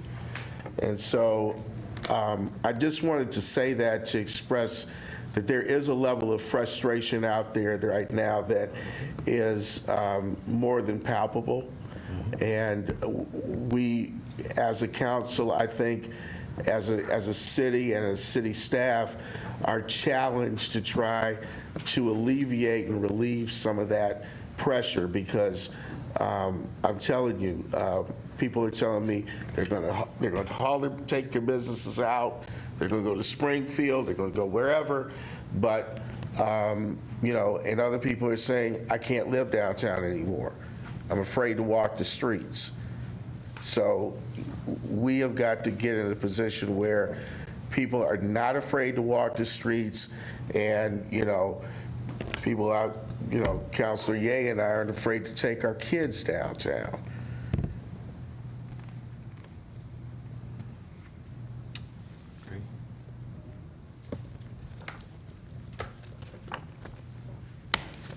You got Chris. Okay, Emily. So I had a comment that, just thinking, Chief Skinner, what you were talking about with efficiencies, and I think that's a really important thing to focus on. As we're having this discussion, there seem to be these two really important issues that are both connected and separate, and it's to activate the downtown space, activate have inclusive public spaces, and then to address these social concerns. And in the vision, these are connected and they're integrated. From a funding perspective, I'm not as sure how our funding is aligning with that, and I'm not sure if there's any way at this point to provide a little bit more perspective on that. But I'd love to see which pieces are really seen as being integral to each other. So which part of these social services and the activation and the policing, what are necessary for each of them to happen, that need to happen together? And what are some that might be separated out, that, especially considering future funding, you know, what do you folks consider as experts on the ground, seeing what happens, are integral to work with each other? And that might also go towards efficiencies, because when you really have an idea of what's working hand in hand, some things that are happening at Cahoots, some things that are happening with the city planners, things that are happening with the police departments, you might be able to do kind of that workflow analysis and say, okay, we've got 3 people performing a job that if we work together, we could lighten the load for some people, lighten the costs for others. And I think that'd be really great to kind of draw those connections, both for us from a funding perspective and for the community to understand how these are working together. And it goes towards a tangled problem, but I'm not sure. Do you see any kind of potential for that in the future? Well, I would say, and I'll take a stab, and it's certainly anecdotal at this point because I've been here all of 2 weeks and 3 days. So, but it's my observation that from a human resource perspective, that we run a fairly lean operation. Some of the efficiencies I think we can realize is efficiencies and kind of leveraging each other's talents in an economies of scale conversation, such as a commonality in training, a commonality in how we approach certain things, a commonality sometimes in the way we look. You know, a big part of what we need to, and I talked with council a little bit about this, is, you know, from a police department perspective, the 3-pronged approach for me on any of these problems is human resources, crime prevention through environmental design or engineered designs, and technology, and how we leverage those 3 things to try and start moving the trend in the right direction. And so some of the efficiencies that I think that are worth having conversation about is how do we bring the lean resources we have kind of together with one common purpose, with a commonality in training and reporting and capturing data and how we talk to people and how we behave, and it goes on and on and on and on. So I do think that that's worthwhile conversation that we will be having through the summer, understanding that this just isn't a police department issue. It's more holistic than that. I can add to that a little bit too. I mean, I think we're doing that now to some degree, and you know, a lot of these things that we've taken on have been a pilot, and so we're kind of trying it and seeing. But you know, I like to joke a lot that I work for LRCS or police or whatever, because and it really just represents, we have this big team, and we've kind of blurred those lines between what we're doing, and so we are seeing a lot of efficiencies by helping each other and working together, and I think as we move forward, you know, that'll become clearer and clearer what what those demands are and what the, the needs are and, where to really focus those dollars. I mean, the safety piece is huge. I mean, we've heard that tonight, and there's no question we need that to happen to do a lot of the fun stuff and the things that draw people in and get them excited. But there's kind of a hierarchy there that needs to happen in the place. The public places need to be clean and inviting and so on. And so that's really been our strategy, and we'll continue to build on that as we go forward. We'll move to Councilor Pryor and then Councilor Surratt. And then we'll close the queue, and any additional comments or questions can be moved into the larger Budget Committee discussion. Okay. Maybe this is part of the larger discussion, but I just wanted to telegraph, there probably would be a number of proposals around public safety as part of this budget, and I don't know what they will be, but one that I will be interested in, and this is where you can help me, is I will be wanting to make a request for one-time funds for this immediate year to assist with behavior-related issues that are going on right now, not only in downtown, but also along major transportation corridors, parks, bike paths, things like that, where it's beginning to grow as well.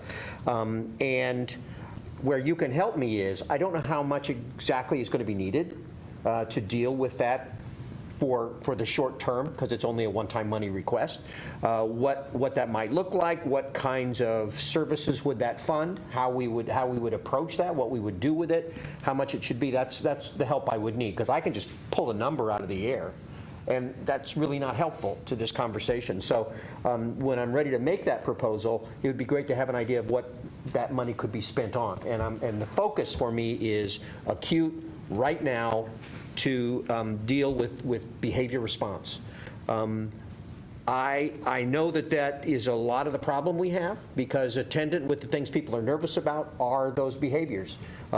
Drugs, prostitution and sex trafficking, theft, aggressive behavior. Those are things that are definable. We know what they are, and we've got to respond to them now. I just want to know what that would look like on a one-time basis. There may be proposals for ongoing, but for me, that's my interest right now. And the degree to which you can help me with that would help a lot. Thank you. Councilor Surratt. Thank you. Yeah, so I just wanted to kind of, playing off of Eliza's comment of asking about, are these dollars in the budget for next year? So I just want to say, we asked for the Project for Public Spaces to come and do the assessment that they did and to give us that information because we needed help in figuring out how to address the chronic issues that have plagued downtown for many, many, many, many years. We had been successful in redeveloping buildings, putting buildings in pits, but that success alone wasn't getting us the change that we desired downtown.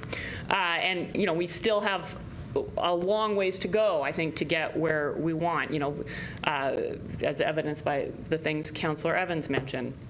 And I think our current downtown strategy has really been a test of programs. So when we talk about pilot program, it's easy to forget what that means. We are testing these strategies to see if these are the things that are going to make a difference, and if these are the things we want to continue to invest our dollars in. Personally, I think the physical cleanliness of downtown is absolutely important to making it a welcoming place. But I welcome other ideas for initiatives that might bring us closer to our goal of making a safe, welcoming downtown. I agree with Councilor Taylor that dilution is a very powerful tool, that the more people we have downtown of all kinds, the less important it becomes that there are a few individuals here and there who might be engaging in behaviors that we don't appreciate. So, we have some initial results from things like community court and our concentration of Kahoot services that we can see the positive effects of those, but there are other initiatives that are being implemented only for the second summer. And I think we really do need the time to evaluate if those are the ones we want to invest in on an ongoing basis. So I just wanted to offer kind of that context to this conversation. Thank you. So we'll move into our overall budget deliberation. Can I Yes. just add one thing? So one of the things that you were provided with tonight is a copy of what's included in the levies that were passed. And one of the things I wanted to point out is that there's a on page 2, there's a public safety presence in the parks. And so what you can see is that part of the dollars that we're using right now to fund services are going to be addressed with the ongoing resources that we have. And so a lot of the downtown challenges that we've had, that we've been filling with one-time gaps, we're going to be moving to ongoing funding. We may have maybe a little slow to do what we need in terms of hiring, but we'll be in a better position moving forward in terms of that gap. And just in the way, not to prolong the conversation, so when I talk about hiring and we talk about the 18 months, but I want to give this group some hopeful news. We have, I think, 5 or 7 in FTEP, which is field training, that should be coming out soon. We have 5 that we're taking their psychological evaluation, and hopefully, if they all pass, that we'd be making those 5 hires. And we're engaged in a recruitment right now where we have 275 on the list that we're going to get started on to fill our remaining positions. So we are on pace to have a record hiring year for EPD. And that's good news, because as we talk about resource management, as we trend in the right direction, this conversation that we're having today may look and feel very different 6 months from now if we're successful in all of these efforts. So I didn't want it to all be doom and gloom, let you know that we are working very hard. Staff, quite frankly, is tired of me asking them where we at in hiring, so both with the 911 center and at EPD. And so I just wanted to leave you with that information. Thank you. So we'll just open up the queue. I would like to follow up and maybe add an additional perspective on the comments that Josh made at the conclusion of our meeting last week relating to who should receive credit for the open budget. Specifically that the Budget Committee and the City Council should receive full credit and the staff should not. You know, the open budget, I think as with all items that are brought from the Budget Committee that go to the City Council and then are implemented, it's a practical tool that is going to allow our taxpayers to be able to see how the money is spent and hopefully to educate them and better understand. And with every single, I think, proposal we make, the Budget Committee proposes it. The City Council, for example, in the case of the open budget, allocated and approved $20,000, and then the city implemented it. And I think that, you know, I believe the open budget is a fabulous tool. It is an excellent example of how our government in Eugene is working.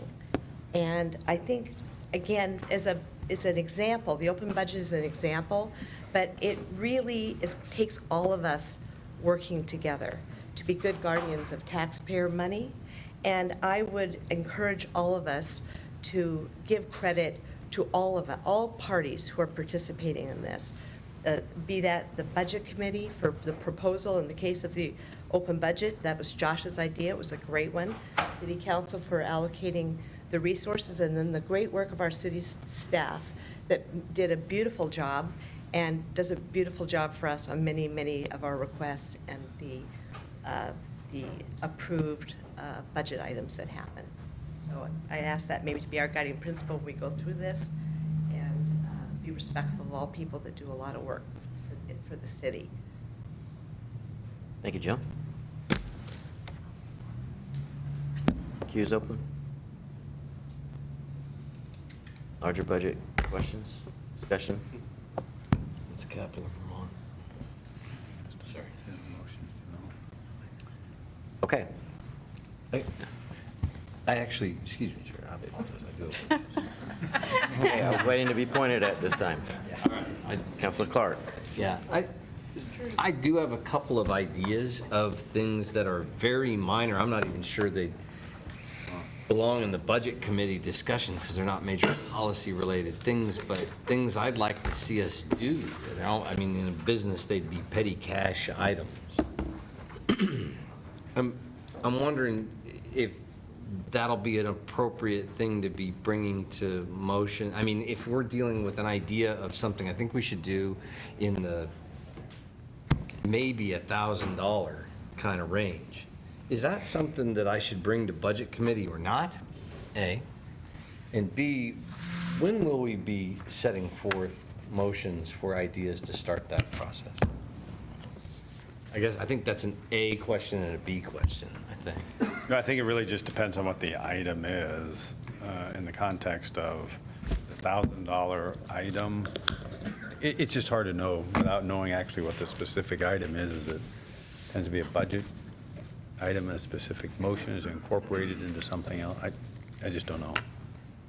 Not knowing the specific item. Okay. So that segues into my closing comments, but I'll keep it open for now. But your signal to an intent for a motion or request for information towards a motion or just to clarify ideas, that's open from here on out. Okay. After the 23rd, we'll be looking at consolidating what we see as potential motions and initiatives there, and then we'll begin deliberation more around those, and city staff will help us to organize that discussion. So that's the way I see that moving forward. Does that help? Yes. Thank you, sir. Much like we did last year. Yeah. Awesome. Sort of in that line, just thinking about, my guess is as we get into different ideas around downtown, I'm thinking particularly, we'll all have some really good ideas. And so it may be, I'm just wondering if, you might remember last year with the 2021 dollars, maybe that was 2 years ago by now, there was actually a dollar amount that was appropriated, and then what happened is before any of that got spent, we actually came back to the council and said, here's kind of what we're spending that on. And so just in the context of downtown, it may be where everybody, you agree on how much additional one-time monies you want to add into the appropriations and have sort of a conversation. It can be brainstorming various ideas, and then eventually we would come back, not in the next week or two, but come back after we do the analysis and say, based on all that conversation, here's where we would recommend some of those kinds of things be best spent, and then the council can say yay or nay on that. Just as an example, as a suggestion. Thank you. Any further comments, questions? Okay, our next meeting will be on Wednesday, May 23rd, where we'll hear public testimony and then presentations on the Urban Renewal Agency budget, infrastructure, and public safety community justice. We'll then continue deliberations with the budget. So again, if you have questions, requests for data, information, potential motions, if you please send those to Jamie. That way we can get them all distributed out so we'll know what you're thinking and be able to be in a place to ask questions in the remaining budget time period. With that, we're adjourned. Thank you. All right. Awesome.